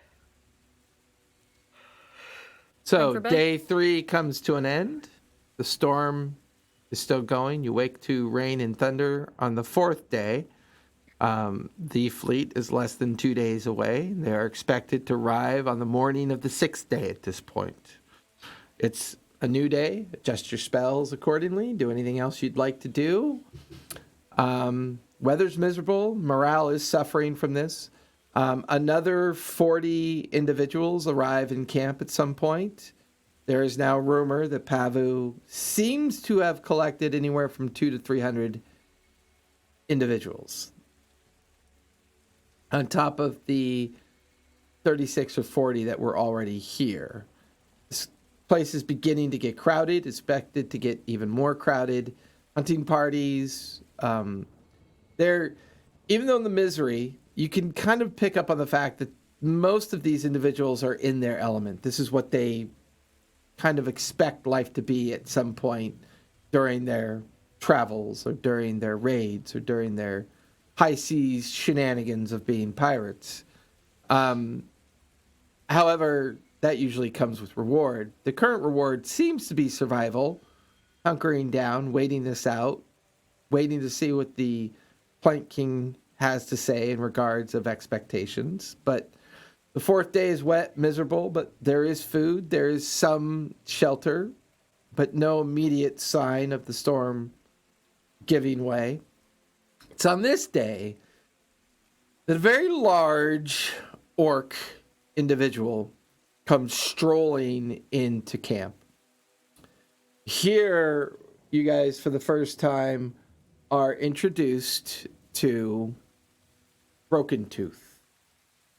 A very tall, maybe 6-7 feet in height, but very broad-shouldered, belly distended, drinking too much ale that often happens with orcish pirates. In tow, at least a dozen of a motley crew that make up his crew. You watch as he immediately puts his head into the rain and marches towards Toleron. They seem to be having a very animated conversation. One of frustration, one of kind of like anger, but kind of going back and forth. And you can see from your position throughout the encampment why he gets his name. One of his tusks are clearly snapped off. His other tusk kind of jutting out strangely. Tattoos up his neck, his braided hair backwards, his giant orcish beard kind of braided from his chin on down. You can see skulls kind of intertwined with the ends of his beard. He's wearing very heavy, like black and brown leather attire, a very long two-handed sword strapped onto his back, a clear sign of a brace of pistols along his chest. The conversation seems to go on for a while, and then it kind of like breaks apart. But it's now just a busy camp, just trying to make day 4, this day, go by. So anybody want to do anything with this 4th day? Okay. I'm writing in my journal. Okay. Oh wait, I still have those little. Albin's not back yet. Yeah, I need him to fix them because I still have those little robot dudes. I'm wondering if like, do they count as magical or as mechanical? Yes. The construct from the gentleman? Yes. Yeah. I mean, you do recall that Albin had said that there are magical kind of nature, there are magic natures about it. There are other things about it that require some infusion knowledge, enchantment knowledge, and a bit of engineering kind of mastery as well. So it's possible that there could be magic involved. Well, just because I'm thinking if we were to figure out a way to send them in, but if it's magic, then it wouldn't really work. So, never mind. I'm good. All right. So day 4 passes. The morning of day 5, the weather finally breaks. The storm has dissipated. Still partly cloudy, extremely humid for, it is the tail end of spring, I believe, for this particular campaign. Sometimes I get the weather's a little bit mucked up, but I think we're on the tail end of spring and the beginning of summer. So the humidity is definitely set in after this rainstorm kind of goes through. Almost everybody is dealing with it the best they can. We're on now day 5. At some point, Mara, Albin does tell you that they're about a day away from arrival. You should expect to see them on the horizon by the morning of day 6. Anything else you guys want to do before reinforcements get here? I'm good. Still working on my craft. I'm gonna try and make some more dye. Okay. Go ahead and give me a wisdom check. Wisdom. Ooh, dirty 20. Nice. Now give me intelligence with advantage. Intelligence with advantage. 17, what's that one? No, so 18. 18. You managed to create 3 applications of the healing infusion. Okay, so 3 apps of the red. Cool, thank you. So, the morning of day 6 is a flurry of activity. The Plank King Pavu has returned to this main camp with an additional 80 individuals. It would seem he has gathered up at least 262 that are capable of fighting. He has brought with him at least 5 of the captains that he trusts. At some point, all of you watch, especially Tobias, as the Crimson Mouse kind of comes over the horizon with a fleet of 9 additional ships. The Golden Orb is there. The Blue Opal is there. The 2 additional Orc and Goblin ships, as well as now it appears to be 5 war galleys. It would appear that the Zorhashians have gotten involved as well. The Zorhashians have sent their flagship. This is a massive war galley. It is the very first ship that you see, and you can see the dark elves that sailor this craft. Very different from everybody else. The efficiency, the kind of like well-maintained 6-deck flagship, well over 300 feet in length, 80 feet in height, just dominating the massive edge of the bay, as all the other ships can actually get a little bit closer. The 4 war galleys coming in a little bit closer, but then the remaining ships get even closer. Now with the Acorn and the 4 additional ships, including Captain Tolerone's ship and some of the other captains, it would seem a sizable fleet has been assembled at this point. It takes all morning for this activity to happen. Eventually, all of you find yourselves down on the beach as Albin, for you, Mara, it is one of his notorious disguises. He is a half orc in his disguise. You kind of recognize he's used this before. He is tuskless. He has more of a gray, pale skin with white white hair, but wearing kind of very simple sailor clothing. He seems to be operating as a first mate to Captain Alabaster.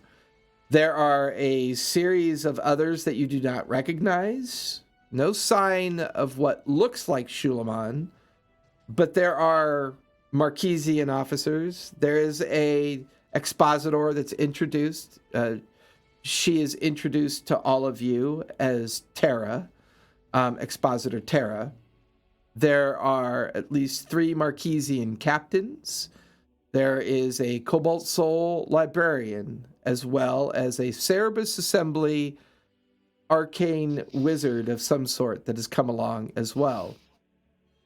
All the captains, all the notables that are involved have gathered on the beach, including yourselves.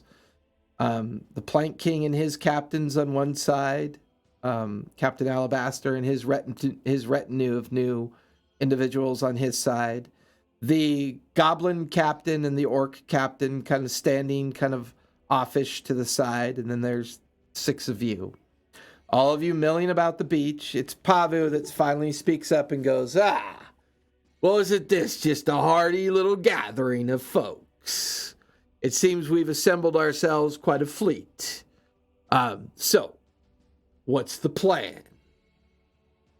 You watch as a service assembly wizard kind of meanders up to the group. Well, I will have words with those that retrieved the manacles, please. Who are you and where are you?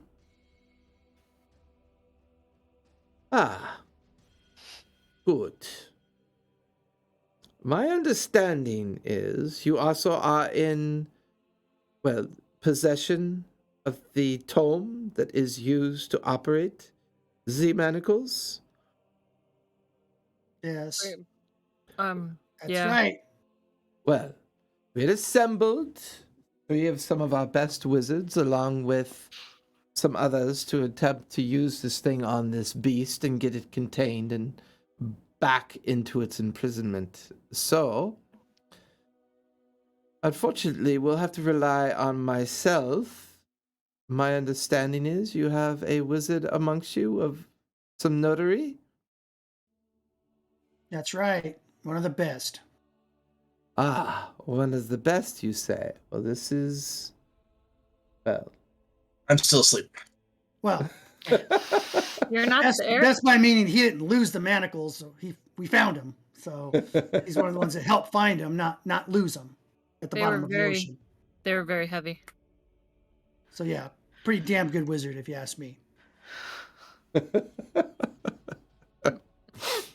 Well, where is he? Are you there or not, Oswald? No, I'm still asleep. Okay. So everybody's there but Oswald. But Oswald, apparently. Yeah. Are we at the beach or are we at camp? You're down in the beach. Okay, so he's still back at camp. Well, I hope to work with him, and perhaps me and him can come up with a way to utilize the manacles and minimize the amount of requirement of sacrifice. However, I have no knowledge of its lair or what it's doing. Do any of you have such knowledge? Yeah. Before I say anything, can I look at Albin? And just kind of like give like a questioning, like, should I trust this person type of a look? Side note, did Mara let us know that Albin was going to be disguised? Yes. Mhm. Yes. She did. Okay. Yeah, like days ago. There's a voice in your head, Mara. This particular wizard we can trust to a degree. The female expositor is definitely Shulamon. I've already managed to see through his illusion. But none of us hear that. Right. Yeah. Yeah, so we actually, I point to Samara and Fire. We went and observed the lair of the Hydra for about 24 hours just to see kind of what was going on.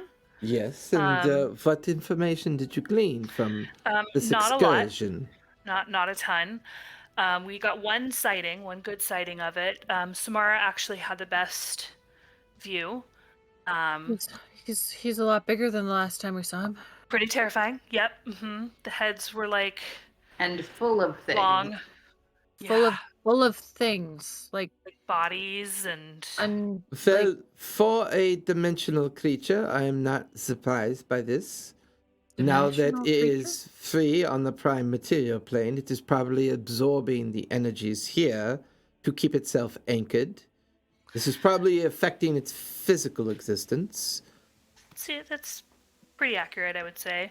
It also seemed to have some sort of shield around it that like dispelled magic. We don't have a ton of information other than it dispelled the magic when it got within 20 feet. made our familiar go poof. Ah, well, this is different. My suspicion is for something that large to be able to do such a thing, I would imagine it might be it's figured out a way to create an anti-magic field. It is either partially in its realm of existence, where it came from, and partially in the material plane. This makes more sense as to why you cannot see exactly where it is.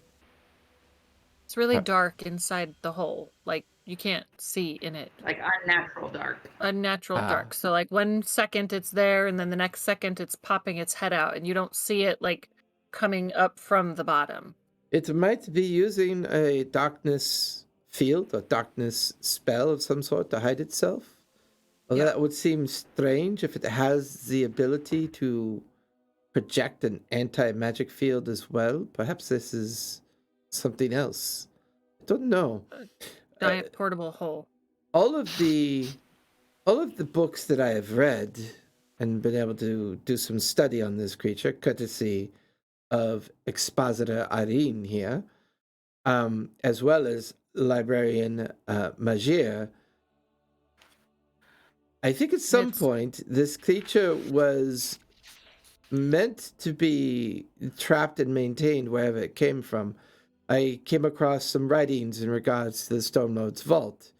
Something about the false Dawnfather using this as a mounted creature or a pet of some sort. And all evidence of the false Dawnfather as well as this creature were all entombed in something called the Stormlord's Vault. Now, I've spoken with librarian Magir, and he has stated that most of the cursed equipment that was, well, attributed to the false Dawnfather has been safely put into the Hall of Knowing back in Nicodranus, so that the false father cannot come back into existence. Now, we will not go down the path and discuss some of the other things now. Let us try to focus on this, as you guys noticed that the wizard kind of like, the Cerebus wizard kind of like glares at Pavu, and Pavu just kind of shuts up almost immediately. I would appreciate you not being in my head, thank you very much. We have many things to discuss. I can assure you, the Cerebus Assembly has no interest in Darktoe. I leave that nonsense to the Marquesians. You see, as the Marquesian captains all kind of shuffle nervously behind Captain Alabaster. And There's a voice in your head, Mara. Yes, this is the difficult part. There's a noticeable tension at this point. Now, does anybody have any semblance of a plan how we can get the manacles? Myself, and at least this individual you call Oswald, I'm hoping can aid me, as well as the librarian Magier, into this lair so that we can contain the creature. Now, we need diversions, we need support, we need everything that you can muster to give us this opportunity. The real question becomes, do we do it on the prime material plane? Or we do it wherever this creature currently resides? Which is the best option? I don't know, without knowing for sure what we face. Thoughts? Questions? Everybody's just kind of all staring at each other, kind of nervously, not really sure what to say. I think we should polymorph it into a snake and then put the manacles on the snake, like all along, and then that makes it work, right? Is there a limit on how big a creature can be to polymorph? I think you have to have seen it. I mean, we can turn the creature into anything we know or have knowledge of. You could turn it into a mouse if you chose to. Yeah, but all of the manacles wouldn't fit on a mouse. Anti-magic. Well, All the manacles will fit on a snake. Well, no, I mean, how big the creature starts. not Like, really. it has to be, like, I large mean, or smaller. No, we can manage this regardless of its size. My concern is if it's resistant or perhaps even immune to such abilities as possible. Oh, man. What if it's immune to pollen? There's always the possibility that if we cannot cause it to come out of its lair, we have to deal with it within its lair, it's quite possible our magics may not work. But we may need to figure out a way to deal with that as well. We already know that magic doesn't work in there, so I would say we take all the ships, we draw it out with fire, and when it comes out to get the ships, then you guys can be set up to ambush it with manacles. So you're going to use me as bait? Tobias, I thought you loved me. What can Draw we it try out to with find a fire. way to Draw it out with get rid fire. Fire, Okay, yeah, I got the joke. Can we try to find Try a to way to get cannon rid of his fire. anti-magic? Fire. Well, we have to see if the originally our anti-magic field follows it. Yeah, originally our plan, part of our plan was to use, and I never pronounce it correctly, geese, Geese. yeah. To get it to. Wait a minute, you all want to get a flock of birds down in there to deal with this thing? I don't get Yes. that. Yes, flock of birds. A flock of birds. And that you realize makes the it, question's coming from Broken Tooth. Now look, just give me all the cannon and all the powder and shot. I'll anchor myself in that fucking harbor and I'll get that Hydra out there. I'm the last one that fought it, and it's got a taste for me. I could get it out. You could watch as the goblin and orc captain on the other side kind of snicker and kind of like, yeah. Hey, so did your cannons have any effect on it? Did you ever get a shot in on it? Yeah, we wounded it. We did some damage to it. I mean, I only withdraw because Pavu over here ain't got the balls to stay in the fight. Now, when you hit it, did it seem like it was doing as much damage as it should have? Or did it seem like it was doing less damage than it should have? I would expect my cannon shot should have done a better job than it was doing. Okay. And was it? Let me ask you something. Your cannons were they? Did they have a longer range than that thing's weapons, his breath weapons? It didn't see, that's a good point, Mouse. It didn't seem to want to come out and into the harbor directly. It just seemed to linger and continue to kind of, destroy the town. It never bothered with me. I was far enough out, I thought I was doing enough damage to it to draw it out even further. It's almost as if maybe something else had its interest the entire time. Like I said, I only brought my ship in because Pavu needed it for this grand assault that we have planned. Well, we appreciate you coming and helping us. What's Yeah, There's but holding something in its knowledge. town that's drawing its attention because that's what What's- happened earlier. What's Hmm. holding its interest in town? What could be underneath Dark Toe that it'd be trying to get at? Plant King, what's in Dark Toe? Is there anything strange there that might have, drawn Mystical its property? attention? Not to my knowledge. I mean, it seems to have anchored itself in the middle of town. In fact, in the very throne room that I often reside in and hold council. Hmm. I mean, we got some treasures there. We got some items and things that we keep locked up and in reserve in case we're ever assaulted by these fucking Marquesians, which I still think this is all they're doing. I mean, look at them. They're so happy and eager to get their town back. I don't know if that's true. We all need to get along right here and work as a team. Well, we can always fight it out at a later date, right? So Once we get rid of Scourge together. we got to get rid of Scourge. That's affecting everybody here. I would imagine Oh, you is guys it? would all agree with me. Is it affecting On that. everybody here? I don't think I necessarily agree with that. I mean, my town is in ruin. Anybody who survives this can lay claim to my town. I'm still not even sure if I should put my full weight into this. Well, all right. Well, what about you, Marquesians? Are you going to try to take Dark Toe when we're done killing this thing? You watch as the Cobalt Soul Expositor steps up. Now, gentlemen, if you would so kindly as please calm down. We have all agreed to the council. Currently, Captain Alabaster holds sway over the main council of the original fleet. He has agreed, and so have the Marquesian captains, to join council. The Zarhashian flagship, however, is a different story altogether. All of you there, the four of you, go ahead and give me insight checks. Insight check. On Ooh, 18. Suleiman in disguise. Insight. Oh god, that sucks. I got a 6. Dirty 20. Oh, hey. 26. Sam, Mar, and Fire, there is genuine shock that the Zarhashian ship is here. This is clearly not part of Suleiman's plan, whatever it is. And this has kind of made things a little bit more interesting. In fact, as she says that, you watch as a tandem, a very strange looking tandem, just brushes up onto the beach.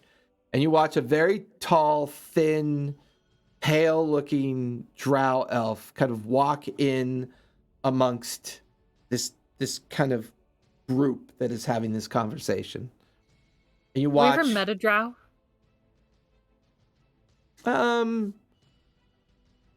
Not that you can recall. Okay.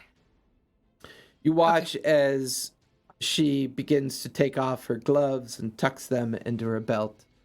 And she looks, clasps her hands behind her back, and just kind of stands there looking and taking in everybody that's standing here.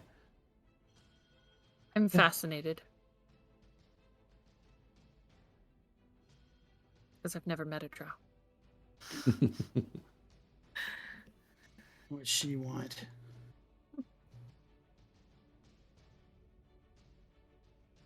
Hi.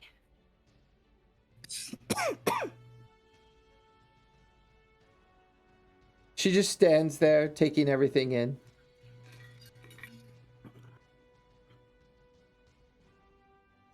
I like your ship. I thank you. Don't worry, buttering her up. Well, What do you want to be part of Bias, her crew? don't you like her ship too? It's pretty cool. Well, anyways, like I was saying, Fine. better to get along than be at each other's throats. So, the core of the plan is clearly to get the librarian, Majir, and to get Corfel, as well as this Oswald individual, down into the lair or get the creature out of its lair and get the manacles applied. Now, the question is, do we contribute to the diversion? Do we assist in getting you into the lair? These are the questions. These are the plans that we must understand and try to figure out.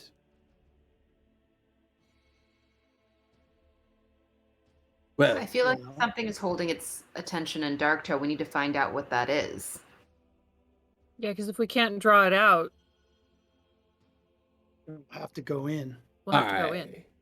Captain Alabaster will do whatever it takes, but just be aware. The bay and the harbor are littered with the remains of the other ships. It'll be very difficult to maneuver there.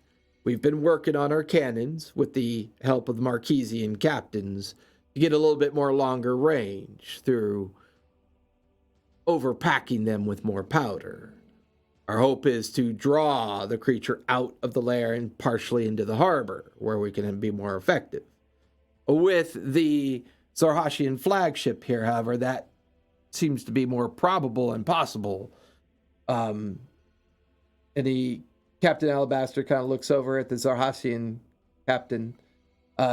Captain Veteran, would you kindly fill us in on the capabilities of your ship so that we can plan more appropriately? Yes, Captain Alabaster, it's always good to see you again. How are you? Well, you can see how well I'm doing, can't you? Well, yes, I understand. Things are very difficult these days. Yes, the Zarhashian flagship, the Naked Eye, is here to do its best. We have 3 decks of 20 guns per deck.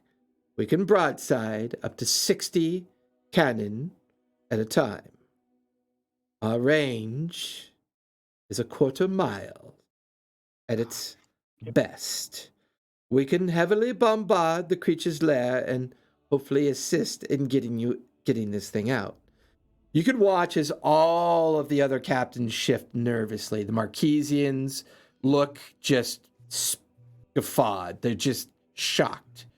You watch as the librarian Majir speaks for the first time as he, are you telling me you've managed to manufacture cannon that can shoot a quarter mile in range?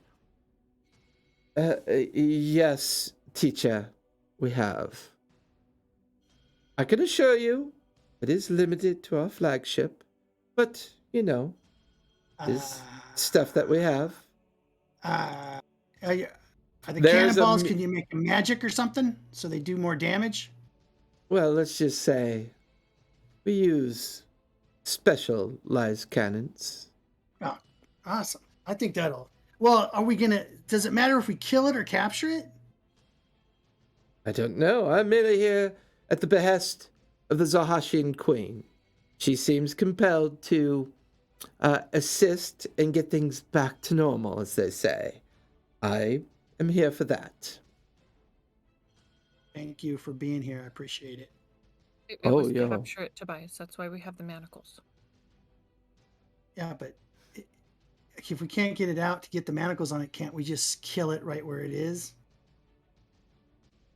Why did they capture it the first time and not kill it? It might not be killable. Well, I think we should heal it to death.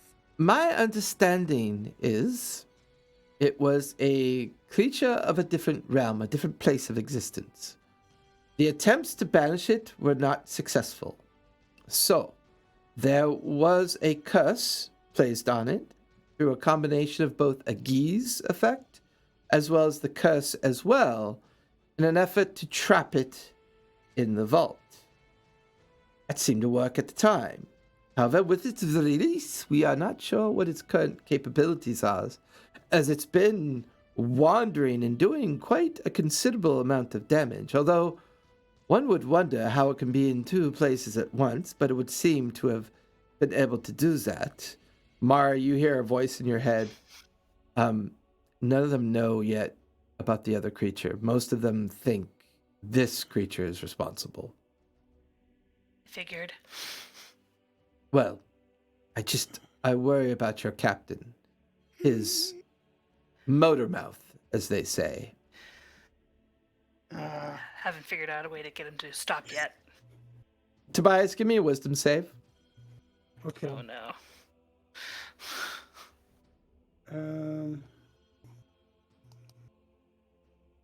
19. 19. DC was a 20 because it's quite high level.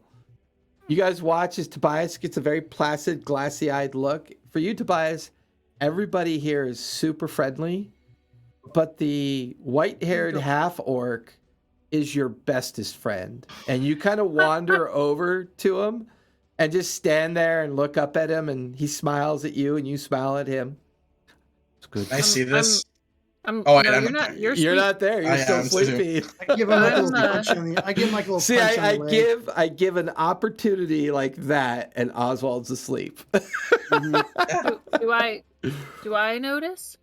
I'd say all of your passive is well understood. Mara, you clearly understand what just happened. I'm looking like perplexed at Tobias. Trying to get Fire's attention. Yeah. Just I'm kind of leaning. like, I'm leaning like this against his calf. Yeah. just give her like a nod, like it's okay. We're good. Mhm. Well, anyways, if you desire my ship to be the one to, well, be the one directly involved, I don't see any reason why we should put the other ships in jeopardy in case we need to evacuate the island for any reason. If this thing is anchored to something here, our ship and our cannon should be more than enough to pull it out of its lair, giving all of you the opportunity to do what you need to do. The Bright Queen is very explicit in her orders to me, not to directly jeopardize the ship, but I believe at safe distance, the naked eye can do what is required. I'm gonna look at Broken Tooth. What was the range of Gurge's breath weapons? Well, I mean, me and mine anchored out at about 150, 200 feet. At about 120 feet, you come under fire of that thing directly. I'd set a scouting party ashore. Maybe, well, we had snuck in on one of our smaller scows, set in a scouting party maybe a day or so ago to kind of check to see what's been going on since we left the bay. Haven't heard back from them. I'm assuming they must have been killed. But Well, from what I remember, well So over that's- 100 feet. Over 100 feet. So half a Well- mile out would be good. yeah. How long's a half a mile? Quarter mile. 2,000-ish. Quarter of a mile? Yeah. 1,000-ish. 1,500. Well, it's a long ways. Okay. Well, all So- this is nice and sweet talk. But the question is, if I take me and my men and my followers directly in and help support this diversion and get you safely delivered down into Dark Toe itself, we're all going to be exposed. The Cerberus Assembly Wizard that was described as Corfell, I think I can help with this. I have brought enough items and enough support magical equipment as well that we could all safely, using invisibility, make our way down into Dark Toe itself. My main concern is this barrier that our friends here have described. However, if we can draw it out, and we do not need to come in contact with this barrier in any way, perhaps we can have some advantages with that. My understanding is the tome that your friends possess in regards to the manacles are designed specifically so that when you make physical contact with the creature, it is supposed to entrap it, It takes some times to do. It takes a bit of time to do the invocation, but my understanding is the magics and enchantments on the manacles themselves are more, how shall we say, hyperbole, not intended for true visual representation. It's the mere fact the manacles come in contact with it, and the magics infused in the manacles then cause things to happen to the creature. But there's certain things that the creature's condition must be in before we can apply the manacles. Question is, do we possess enough of the skill and abilities to get it into that condition? Well, what condition does it need to be? Condition. Yeah. Well, either the ability to apply a guise to it, or dominate its will, perhaps. Figure out a way to weaken its ability to be on the physical plane, and perhaps we plane shift to wherever it's anchored and trap it there. These are thoughts and ideas that me, Majir, and the others have been discussing. With the... Would it be smaller on the other plane? I have no idea what size it would be. Well, if we smash it up with cannonballs from that ship and it gets damaged enough, maybe it'll slip into its other plane to hide and then be damaged enough where we can get it into the manacles. Well, if this thing that it's created is a barrier between two planes of existence, this might explain why it's able to recuperate and maintain itself. But it must be expending great deals of power to be able to do this. So one begs the question, where is it getting the power from? Or why has it not just simply left? If all it chooses to do is to escape back into its own plane of existence, why not go? Why not leave?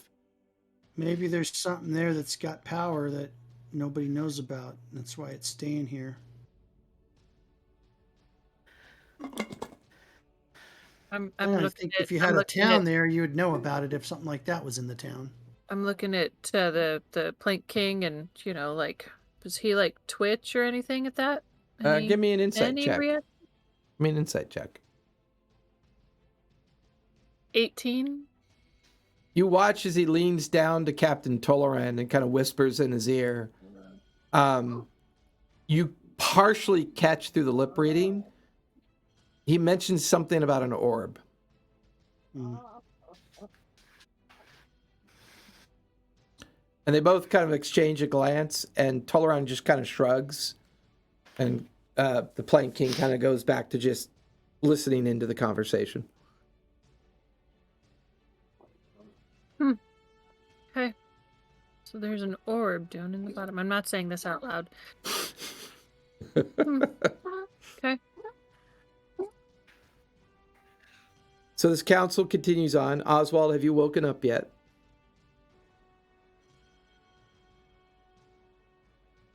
I'll take the silence as a no. He's actually really asleep. So Oswald's still not with you. All of you are still down on the beach. It's mid-morning at this point, as everybody's kind of broken off into little groups to discuss things. I'm going to send a message to Oswald. I don't even know if he's online right now, to be honest with you. I'm right here. Oh, He's okay. there. Are you awake yet, Oswald? Yeah, I'm awake. Okay.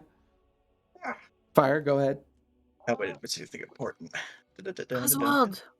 Oswald.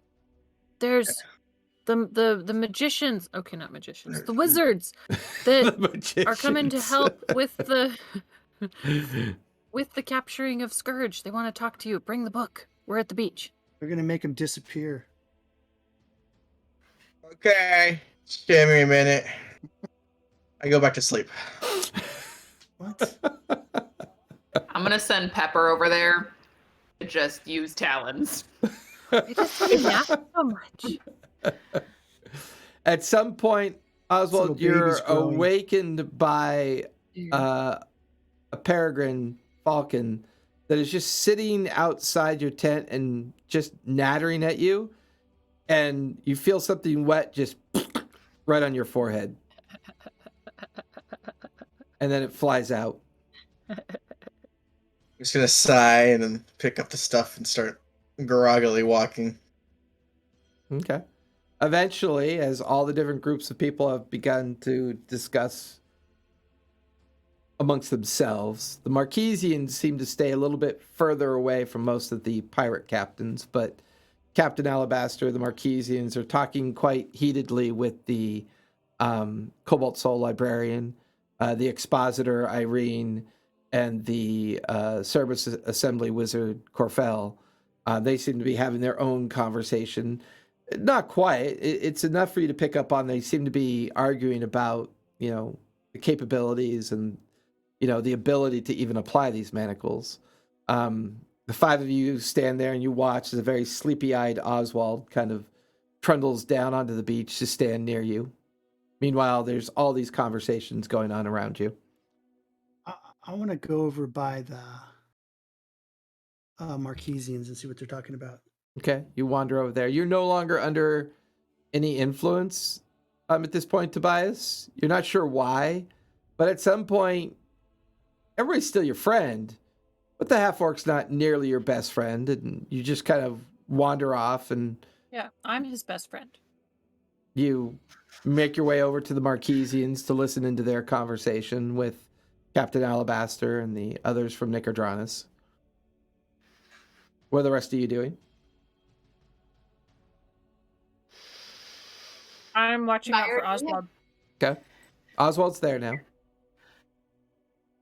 Or do we have anything to make a hero's feast before we do this? Mm-hmm. Just keeping that in mind. We even got the bowl from Mara's family. Are we Yeah, doing so this? I know you have it, right? Mm-hmm. If not, I have it too. Why are we leaving? Well, Oswald, there's this gentleman over here that wants to talk to you about the book that came with the manacles, and says that you guys can talk about how to trap perch. That's not what I asked. I asked how long until we're leaving. Well, till we leave. I mean, about that long. Maybe he knows. I'm go walk over to the other mage guy. I point him out. His name is Magic wizard person. That's all you need to say. Majir. Majir. Sounds a lot like magician. No, It that's does, the which that's is- the librarian. Maybe that's why it's his Oh, job. okay. Corfel. His name is Corfel. The So as you Cerberus wander Assembly over, Wizard. the very tall, thin, gaunt-looking wizard dressed all in simple blacks and grays Oh, and shoot, reds. it's Jafar. Kind of looks over at you and you must be Oswald? Yes, am I correct? Yeah. So you've had time to study the tome? Yeah, I can read it. Yeah. Please come with me and Mechia for a second. And the three of you kind of wander off towards your own little kind of conversation point. So, here's the difficulty. I would not recommend sharing this with everybody else because, well, it might cause problems. But here's how it works. Majir here will read the tome. He helped in its construct, so he understands it best of the three of us, I think. Now, I will invoke the Manacles of Entrapment that has the Gi spell built into it. Now, the difficult part is the invocation of the teleportation. Is this something that you could be able to handle, Oswald? Yeah, probably. Do you have knowledge of teleportation spells and arcana related to teleportation? Got the spells, but we never use them because they want to stay on their big ship because they're all asses. Yes, you have a very interesting way of describing things. Anyways, please take this scroll, and he hands you a scroll of greater teleportation. Please spend the next day before we kick off this little adventure learning this scroll. This is a very powerful spell. If you're capable of learning it, then it will help us greatly. It will be used in conjunction with the final invocation of the Geese effect. Now, the invocation of the manacles will be handled by Magia. He will have to spend some time reading the book. Once the book is done, then I will invoke the manacles. Whatever condition it's in does not matter at this point. I simply get the manacles in contact with it for the Geese effect to happen. Then, once the Geese has been applied, Oswald, you invoke the greater teleportation spell that'll immediately send it back to where it needs to go.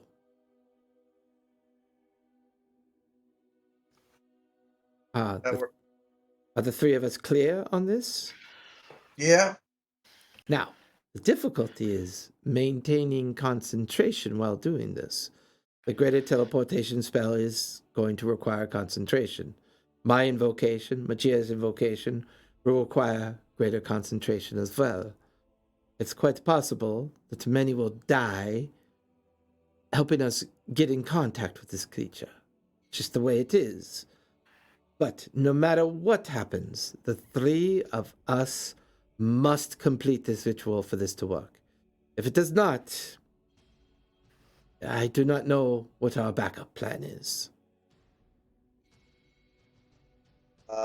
Probably pelt it with cannonballs. I honestly don't think it takes any damage from anything but magical weapons. It is one of the reasons why I secretly sent a message to the Bright Queen in an effort to get the Zohashian flagship here. Their new cannons are magical. I believe they are the only ones that will be able to do damage to it. I'm afraid that the orc may have misunderstood his own eyes, as they say.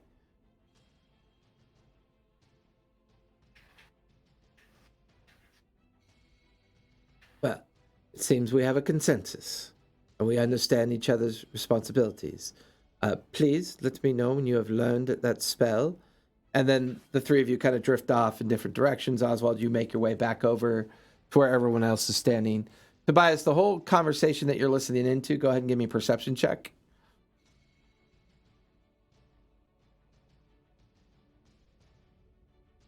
Perception. 70, 26. Yeah. The Marquesian captains are definitely obsessed with the Zarhasian claim of the range of their cannons.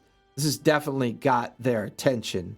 And most of the conversation between them and Irene and Captain Alabaster and his first mate and everybody else that's made up of the Blue Opal, they're having this conversation.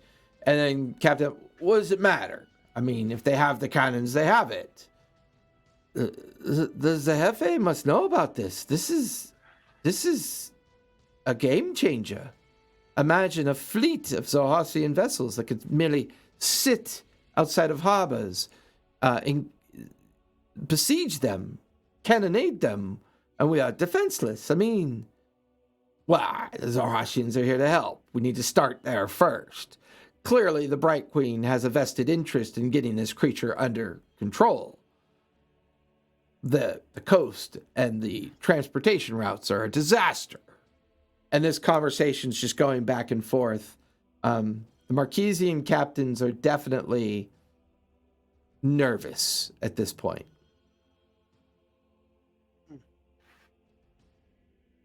Mid-morning drifts into late morning at this point as conversations continue.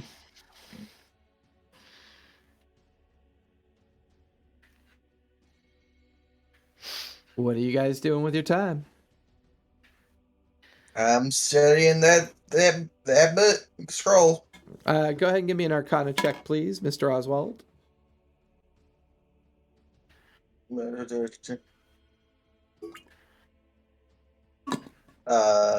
Non-natural 20. Is very similar to a teleportation spell. What's your highest spell level you can learn right now? 6. And what's a teleportation spell level? I forget. Teleport? Yeah, teleport spell. I don't Regular know. teleport? I think it's 7. Hold on, let me look it up.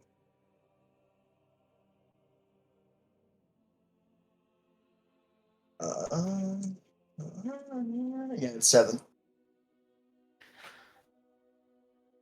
So, greater teleportation is a 9th level spell. It will be difficult for you to control, but given a solid 24 hours of study and a series of checks, you could learn it, but it'll be dangerous for you to use for sure.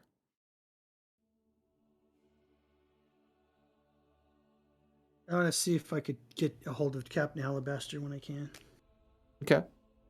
The rest of you, what are you doing?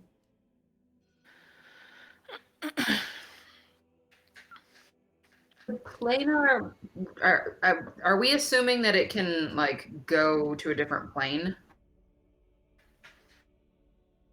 Fire, maybe. I think we're assuming it can. Yeah. Mm-hmm. What if we, I mean, if it gets banished, if it's from a different plane originally and it fails, I mean, maybe rolls a 1. Unless it's got complete immunity to banishment. Yeah, doesn't it go back to its original home or its original plane or whatever? Yeah, and as long as you don't lose concentration for a minute, it should stay there. But I don't think that was a possibility because he was saying that it failed to be banished. Yeah, because I just don't know what I should go study up and save up. I don't think I have much that can be helpful. Well, I was thinking about doing like, what is this? It's magic circle.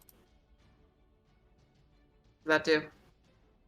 So you create a 10-foot radius, 20-foot tall cylinder of magical energy centered on a point on the ground that you can see within range.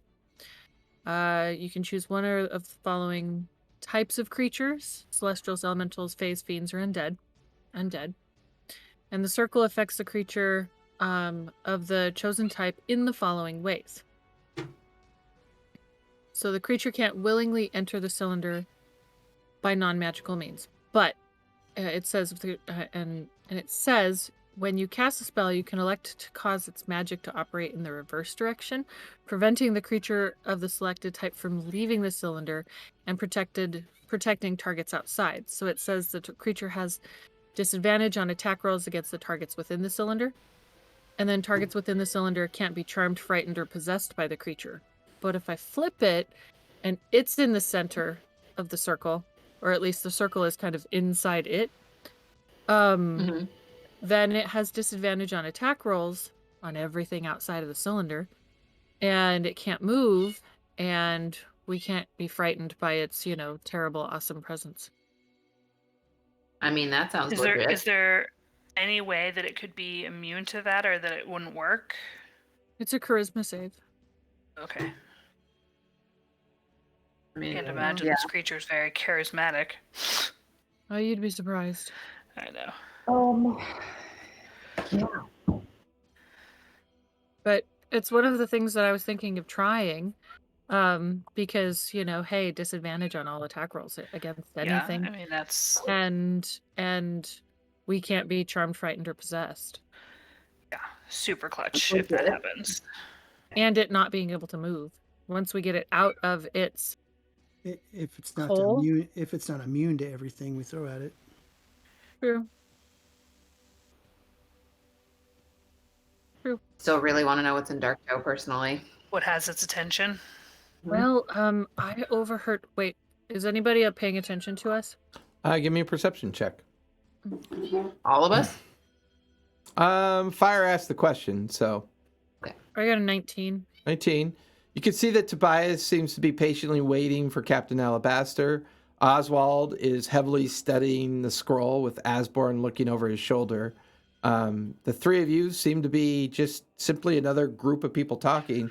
No one seems to be paying a particular attention to the three of you. Okay. I am going to cast Telepathic Bond while we're sitting here, bloody, bloody, bloody. Okay. Hold on, guys. Whistling looking 11 nonchalant. minutes. Looking nonchalant. La la la la la. Time goes by. You feel these. Just my friends. You feel the synapses connect with everybody. So I overheard the Plank King talking to Tolerand about an orb. And Kind of I orb. think, I didn't catch that part, but there were some significant looks, and I think that the Plank King knows what is holding Scourge's attention, but he doesn't want to share it with everybody because, you know, he doesn't want people taking his treasure. How dare he not share with the class? I know. Well, I am feeling mighty useless right now since I don't know the magics. I might be down for some recon. Well, I Go mean, you her. have plenty of magic of your own, and you are awesome. It's a different kind of magic, but thank It you. is, it's a different kind of magic, but it is no less awesome. So, And- Everybody's awesome. everything is awesome.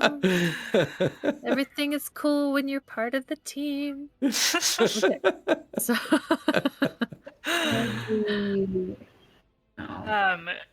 but Samara, yeah, I think it's that orb thing. Samara, do you remember what direction he was looking in when he popped his little heads out of his hidey hole? Do I remember what direction he was looking in? He was looking It was towards away the from harbor. us. Yeah, it was away from you guys and down towards the harbor. I mean, there You was know- a lot of space there, but it was down towards the harbor. So you know how Broken Tooth said he sent some scouts in Mhm. to. Yeah, I'm thinking that that the other night when we heard that or saw that might have been the scouts. So, I have a really stupid idea. Oh. Yes. Not par for the course. And are you guys maintaining this telepathic kind of Yeah, yeah, conversation totally as well? silent. All right. It's for Totally an hour. Okay. Um, So Tobias, while you're waiting for Captain Alabaster, you can hear the telepathic conversation and participate. Oswald, you're studying the scroll, and you can hear what they're saying in your head as well. As long as they were within 30 feet. Were they within 30 feet of us? Yeah, I'll say that's fine. Okay. Fire, how long does your invisibility last? Let me look. We should just tell him so we know what he should tell somebody, and if he's not going to do it, we should. Tell somebody what? What are you talking about? About the orb. Hold on, You hold don't on. Let me get through my stupid idea first. maximum duration of 12 hours per 12-hour period. So, Okay, yeah. so What? since I can't No, do anything, no, for every like, day. I don't need to learn any spells or study any books or do anything. What if you invisible me? I put on my fancy flippers and I swim all by myself under the water into the harbor, come out from the harbor side and do a little bit of recon, see if I can find this orb. You will have to turn into your fancy flipper self before we cast invisibility on you. Oh no, I pull them out of my bag. I have flippers. Oh, okay. Right. Okay. Those fancy flippers, not spell flippers. Not Got spell it. flippers. Because I don't do the magics. If you cast a spell, it turns off the invisibility. No spells. Okay. Unless somebody else can also be invisible at the same time. So when you're in the harbor, are you going to be looking for treasure? I'm going to be looking for the orb. Oh, I don't think the orb is in the harbor. I think the orb. Right, no, I'm going to use the harbor as my point of entrance. Don't do this until we are going for with everybody and we have a distraction. That they're going to be I feel distracting like- from the harbor. I just want to be sneaky, quiet. No one's going to see me. No one's going to know. Scourge will know and he will While eat they're- you. While they're dealing with Scourge, because then they're all distracted. Yeah, but when they're dealing with Scourge, aren't we going to also have to be dealing with Scourge? Well, yeah, but part of us dealing with Scourge is going in and finding out what he's, attracted to, right? I don't know. I'm just like, Yeah. I use the Eye of Knowing on Are you guys the guy. trying to get yourselves killed? I mean, I get me. I'm only living a few more years, but We're not trying to get why are you. you guys did trying say to it get was a killed? dump. He did say that. Okay, don't go in there until we're ready to do the assault. And you might, you go in through that door and then all of the magic goes away. Well, but that's only within 20 feet of him. Assuming that's within 20 feet of him. It might be 20 feet of his lair. It might be 20 feet around him. Or just it might be the tip of the iceberg Yeah, at the top, and it might go farther in there. that's true. We don't know. I mean, if it's around him, it could be 100 feet around him, and he's 80 feet underground.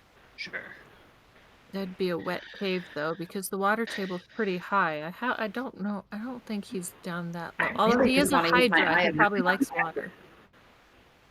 But you have to see him to use the Eye of Ooh. Knowing, don't you? Does anybody have locate object spell? I do, but I Um, didn't prep it. Yeah, but we have to know the object. I Mhm. can't just orb.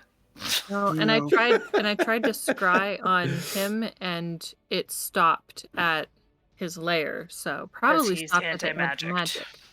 Mhm. So do I have to see the subject, or do I have to be talking to the subject? 'Cause it's always been a little fuzzy. What did you write down? To do I what? wrote down. The Eye of Knowing. I did not write down much. I said advantage on persuasion, +2 to charisma, 3 times per long rest, wisdom DC 19. You're Originally, it terrible. was described that you had to be face to face with the target, that you had to be able to. Have a conversation. It was always described as.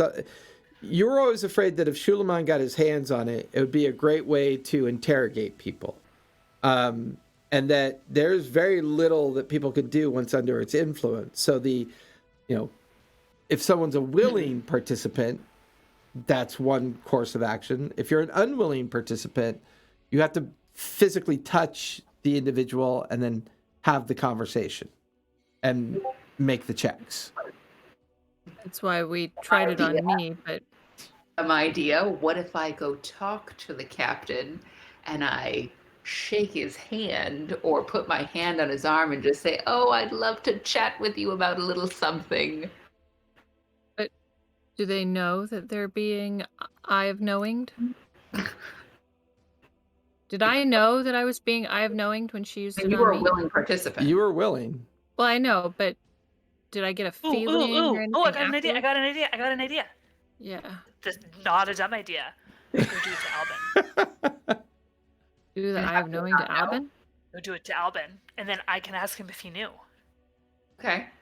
I mean, he I knew can use what? it 3 times per long If rest. she was so- doing it to him, Where's Albin? right? Because so he won't be a willing participant, Okay. right? So where is he? He is currently standing outside the circle of Captain Alabaster, the Marquesian captains, and the expositor known as Irene, which is said to be Shulamon. He is standing kind of a little bit behind Captain Alabaster with the other, pretending to be an officer and pretending to be Captain Alabaster's officer. Has he been introduced? No, Wouldn't he use has it as not. Other people. Do I know what his normal fake name is? It doesn't. He changes it every time. It kind of depends on the circumstance. But you give me a quick insight check. Lucky.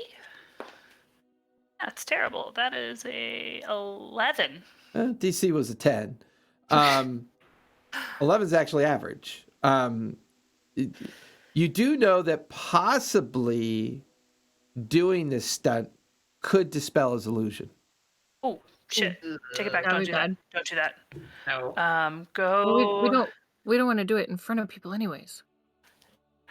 Who can we who can we do this to? What can I do for you, Captain Tobias? You are kind of lost in thought, and then you realize that Captain Alabaster is kind of hovering nearby. Yeah. Oh shoot! Can we hear them? Now, Can I shut it off, or am I stuck? Well, having no, I everybody mean, hear me? your mental connection is a mental communication with the others Oh, okay. through the bond. This verbal conversation you're having, All you right. could either choose to or choose not to share it. No, I'm not going to share it Okay. because they already be passing on information. By the Well- way, we took good care of your ship. She's in good shape. All the damage and repairs have been made. Your crew restored to full capacity. I've transferred some of the men from the Golden Trident and one of the other Marquesian vessels, and you have a full complement of crew now. Your cannon has been repaired as well. And we've installed 8 new cannon on the opposite deck. You can now broadside up to 8 shots per side. Nice. Sounds good. And we've I gotta- refilled your magazine as well. Full powder, full shot, cannon, and everything you need. I appreciate it. I got look. Oh, don't get me wrong. We'll take it out of your contract, but it's the least we could do. Okay, whatever. I don't think I'll be alive for it anyway, so it doesn't matter. But Fair besides point. the point, some things happened. Deals had to be made. So I had to swear allegiance to the Plank King. Oh, that's okay. You and 1,000 other do it all the time. Doesn't mean All right, shit. well, yeah, I just want to let you know in case you're. Well, you're not my captain. You're your own captain. The council was to get us here safely. We now have a new council trying to figure out what to do about Scourge. Yeah. All right. Well, I just want to let you know in case you didn't want to be my friend anymore or something. Oh, I can assure you, Captain Tobias, we are going to be friends for at least, how much longer do you live? 8 years, 9 years? No, I got. Well, I mean, at least hopefully past a couple days here. We'll see. Fair enough. Oh, by At the least be way, your friend for 2 days until this thing kills us. my Zorhasian friend over there, Vidara, wanted me to give these to you. And he hands you a very small bottle of Zorhasian whiskey. Oh, She says it's the shit. I don't know what that means. It could be shit. I don't know. Never drank it myself. But she seems very impressed with you and your team's accomplishments. Seems the Storm Chasers have even been known to the Bright Queen. oh, that's. Terrifying. Yeah, that's how we do it here. The old Storm Chasers, word gets out. Yes, word gets out, Tobias, to everybody. Exactly. You got to sing your praises. Nobody else is going to. Sure. All right. Well, good luck. Yeah. Well, hopefully this plan won't be too fucking crazy. Now, will it? It sounds pretty crazy. It does, but it's got to be done. Yeah. Well, I got to figure out the most dangerous part of it, and I'm going to be in that part of it because it's kind of my fault this whole thing happened. Well, what do you mean, Captain? This is Alabaster, right? This is Alabaster? It's Alabaster. Yeah. I thought Alabaster No. knew. Not the I whole told you. truth. Well, I told you we followed that pirate map and Yeah, I opened up remember the the vault map, and I helped opened up you. the vault. The gentleman and the rest of us helped you get the armaments and the armor and all the other stuff to the And to the Cobalt Soul and stashed away in their vaults. I remember all that. That's when the Hydra got out. Oh, you failed to mention that part, Captain. I don't know if I did. I've been telling everybody. Well, I unless thought they we put told their Alabaster. hands over my Well, mouth. I believe the last time we had a conversation about how the equipment got out of the vault, there were a series of hands put on your mouth and it turned into mumbles. Yeah. I don't speak mumble. Yeah, I know. That's how they do it with me. They don't want anybody knowing what happened. But hey, Well, I got to tell you you, screwed your up, willingness whatever. to take on the danger part sounds about right. all right. Well, as soon as we figure out which that one is, just let me know. Oh, I'm sure you'll figure it out for yourself, Captain. Yeah. All right. Kind of walks back over to the Marquesians and kind of gives a few more orders, and the groups now are getting smaller. It's more of one of the Marquesian captains, along with Captain Alabaster, Magir, Corful, Irene, the Plank King, Captain Tolerand, Broken Tooth, but everybody else kind of disperses as this seems to be the main group trying to figure out what to do. They are busy loading, unloading tandems.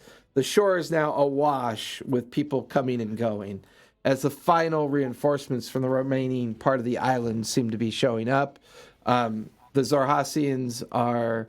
the Zorhasian captain goes back to their tandem and then makes their way back to the flagship. And it's just now the small cadre of all of you kind of having this final conversation. And the Plank King kind of looks down at everybody and goes, all right, then it's an agreement. Me and mine will come from the land side. We'll do our best to draw it out, however that is. I will create small groups of individuals to run about Darktoe in an effort to confuse it and get it to come out as far as we can get it. Now, the Zorhashians seem to think that their cannonades will be enough as well, and the main focus will be to confuse it, keep it busy, long enough for these three here to do their job. Captain Alabaster kind of looks past everybody, then looks at the Plank King. Parvu, you seem content with this. You'll take damage for sure. Your people will be in jeopardy. I understand they'll be in jeopardy, but it's our fucking town. It's our city. It's our home. And I want to keep it that way. I just assume keep these Marquesians out of my town. The rest of you could deal at an arm's distance. We'll be doing the groundwork. And you watch as Pavu kind of looks around. The question is, when do we kick this little event off?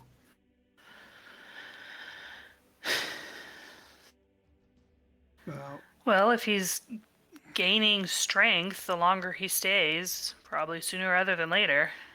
I couldn't agree more. I've already begun to disperse my men, break down camp, make our way to the other side of the island by this evening. I say a dawn attack. Any particular reason why at dawn, Tobias? It just sounds good when you say it. We attack at dawn. It's dramatic. Well, our hope is that young Oswald here can learn the spell by tomorrow, so as long as he feels confident that he can manage and control the invocation, the rest of us are ready as well. We will be using our greater invisibility to get us down to where we need to go. You watch as potions are handed out to both Magir and Oswald. This potion has the same effect as greater invisibility, only for the individual, not the group. We will use this to sneak our way down into Darktoe and determine what our next step is, either to go into its lair or deal with it while it's outside of its lair. That will be our job, our responsibility. Now, young Magir here will influence the manacles so that they can be carried by myself, so that that part of the job is my requirement. With Pavu and the others coming from the land side, the Zohasian flagship, and any other ships in support coming from the harbor side, this should give us the distraction that we need. The question is, if all of this fails, what is our end game? How do we get out? And is there even an option of getting out? Well, we retreat to what ships are left and I guess take off. It may be our only option. If this creature cannot be contained, well, it will be very unfortunate. It will be a long, difficult summer and even a more deadlier winter.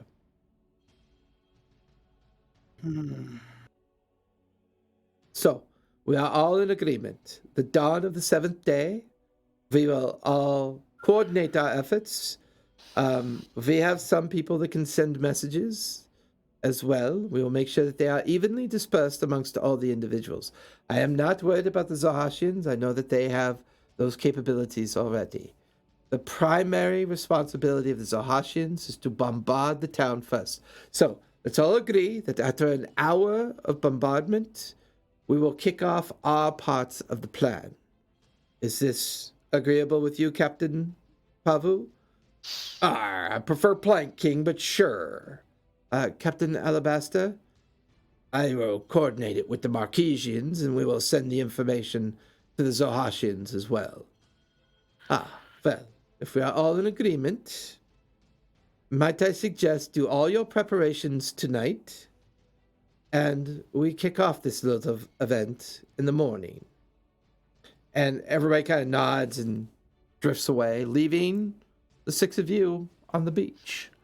Is there anything you'd like to do before we end tonight's session? At some point, Mara, I will say, at some point, Mara will say you notice that Albin's form kind of lingers for a moment as Irene goes back with Captain Alabaster. Albin stays behind in his half-orc form. I know you're not all used to me looking like this, but it's a pretense I must keep up. But I thought I'd linger and see what your thoughts are on this. Captain Alabaster already has given me... Nice to meet you. Okay. Fire, it's me. It's Albin. Nice to meet you. Because I don't know you.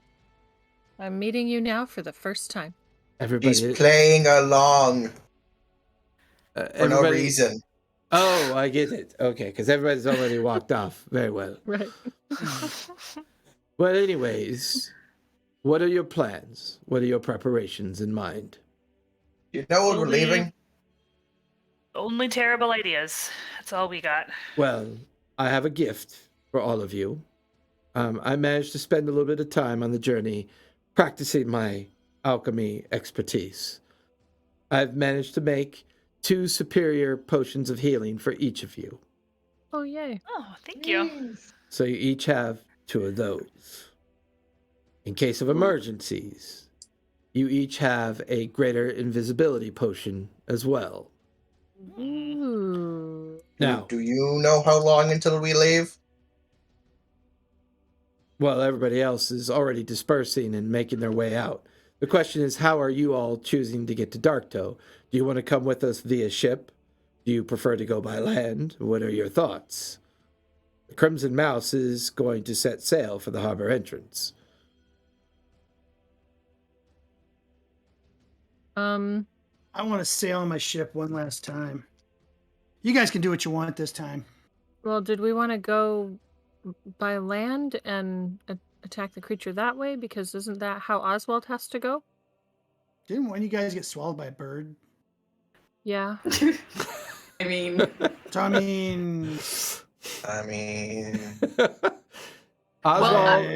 Majir, Oswald, Majir, and Corfell do plan on traveling with Pavu and the others in order to come down the cliffside into the lair. So no matter what, those 3 have to go that way. So I wanted to go, with Oswald. I didn't want to leave him. Yeah, I was thinking I would go by land as well to be, closer. That means I was thinking it depends on how many want to Tobias, go. you don't have to walk. You can stay on my shoulder the whole time. Is that why you think I don't want to go by land? No, I think you really want to go back on your ship. Well, I'll just go say goodbye to it tonight, and then we'll go by land. But I ain't getting eaten by no damn bird. Go watch out. How many are traveling over land? All of the Plank King's people? All the Plank King's people have already begun to travel and disperse towards the very top and edge of Darktoe. His plan is to have groups of 5 and 10 individuals do different activities to try to distract the creature. How long did it take us to get over there? Was it 6 hours? It took most of the day to get there. And we're attacking tomorrow morning or the following morning? Tomorrow, the 7th day, dawn. Right. This is the 6th day. Tomorrow's the 7th day since you've been on Darktoe. I don't know why I thought it was the 5th day. Sorry. Okay. So Does that Sarhassian whiskey have any kind of abilities? we'd I have to take a drink swig it of to it. see. You take a swig of it, and you feel amazing. You feel a little bit wiser. You feel a little bit more resistant. You feel a little bit temporarily a little bit more healthier. You get the feeling that this is meant for you and the entire group. Tomorrow Try morning. the whole bottle. Well, I'll have a swig of this tomorrow morning. Okay. Do Is there we a want to limit on how start many potions you can take at a time? per Nope. turn? Like I can stack like invisibility, flying, like just. Well, It's like a taking, tonic. I believe taking a potion would reveal your invisibility. So it's, I believe, I'm not sure. Well, is it a regular invisibility or greater invisibility? Well, it's greater, so it wouldn't. So yeah, you'd be okay. The You could effect fly. ends early if you cast or attack a spell. I don't see a potion That's of greater regular invisibility. invisibility. I know, but I don't Take see a all the potion of potions. greater invisibility. Oh, It's basically a potion that has the effects of a greater invisibility spell. Same thing. Yeah. Which you are allowed to cast and attack with. Mm-hmm. Mm-hmm. Mm. Yeah, I just went through Giving your inventory, I have a potion of opponents flying, disadvantage when they attack you. which is awesome. Not when they have like a plus 20 to hit you. I mean, anything helps. It gives them more of a chance to get that nat 1. It's gonna be disintegrated. This can't. I guess we're skipping next week, right? Why? Are we? Why? Or we're not. Oh, I thought you were skipping all the games next week because of the holiday. No, This weekend. this weekend's 4th of July. Oh, okay. So Thursday, Friday, Saturday, and Sunday, I'm not running any games. I'm gonna Oh, okay. But focus Monday, on. Tuesday, Friday, we'll be doing it. Do you know when Okay. 4th of July is, Ivar? Yeah. It's on the 4th day of It's July, on the 4th day of July. which happens to be this coming Sunday. Okay, cool. So next week will be a normal week, I can assure you. Okay. Sweet. All right. So, I guess with that, all of you kind of break apart briefly, just enough to do your planning, do your prep, pack up your equipment, pack up your tentage. Everybody seems to kind of be in that kind of calm, kind of before the storm kind of behavior activity. At some point, Mara, you and Alban are by yourselves at the beach. You've already packed up your equipment, and the two of you are watching as the boats. And at some point, you watch as a very mouthy Tobias gets into his tandem, makes his way out to the Crimson Mouse to say goodbye to it one last time. He's chastising his sailors already, not doing this right, you're doing that wrong, and kind of drifting off into the bay. He stands there and looks at you and goes, "Heck of a honeymoon, don't you think, dear?" Something like that. I was really Well- hoping for something a little more calm. Unfortunately, I must burden you with a little bit more news. This will be difficult. I think I understand Shulaman's plan. There's something in Darktoe he wants. So my agents have gotten back to me. And unfortunately, if he gets it, well, I don't know what he plans on doing with it. But it might have something to do with why the creature's here. It may even have something to do with, well, this other creature you call Tierling. I have spoken to the Master Librarian back in the Hall of Knowing. They've tracked where that coloring book has come from. We now know who originated that coloring book. Who's that? Well, it was Shulaman. Through his agency and through the Cerebus Assembly, somehow, this has been the very beginning of the origins of everything. And I suspect all of these things are connected somehow. We have to kill that fucker. I'm not there. That son of a bitch gonna But die. Well, here's the hard part. If whatever he seeks is the purpose of all of this, you need to be prepared to grab it and leave. This means you need to leave your friends behind. You need to leave everything. You must. If you see this object that he seeks, whatever it might be, it must be gotten out of there as fast as possible. The urgency that all of this information has come from, my dear, he even places a hand on your arm. The gentleman himself has gotten involved. It's just not mere circumstance that the Zohassian Bright Queen sends the single most powerful vessel to get involved. There are gears and wheels turning here, much larger and faster than even I can seem to keep up with. I don't know how he's done it, but everything that the gentleman knows, it's as if he is standing here beside us all the time. The information that he's been getting, well, he's getting it somehow. I just don't know how. But know this. I will stand at your side no matter what. We are the Ghost Order, and we have agreed to prevent any semblance of the calamity happening again.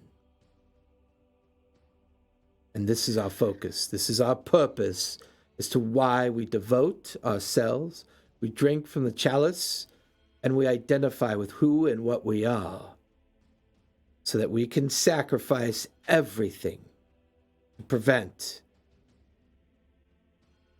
the calamity happening again. Are we in agreement with this? absolutely. Fire actually overheard the Plank King mumbling about an orb. We believe that is what is being sought.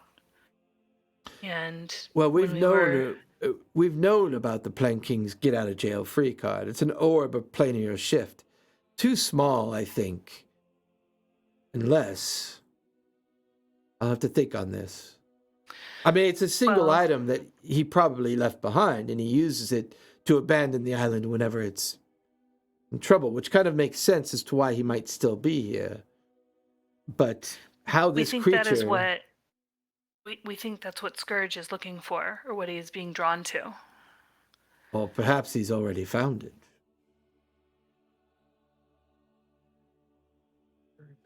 This is new thought for me, but good luck, dear.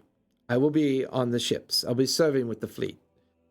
If need be, I can be called in, and I'll make my way to wherever you are. Know this to be truth.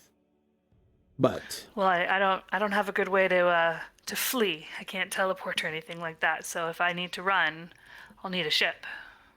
won't we all?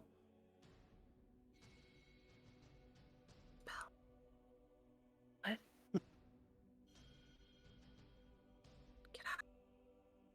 They're not there. I love it when she met. I love it when Fire met us. It's so cool. She tries so hard. And with that, the two of you take a moment to embrace.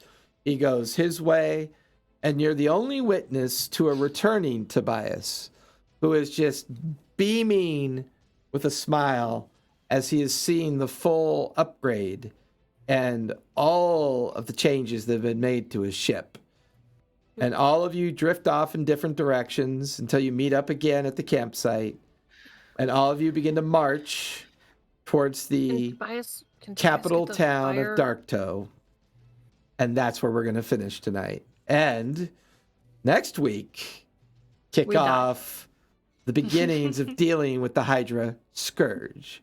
But here's the good news. Leaving the camp was a milestone. Everybody is now a level higher. Yay. Oh.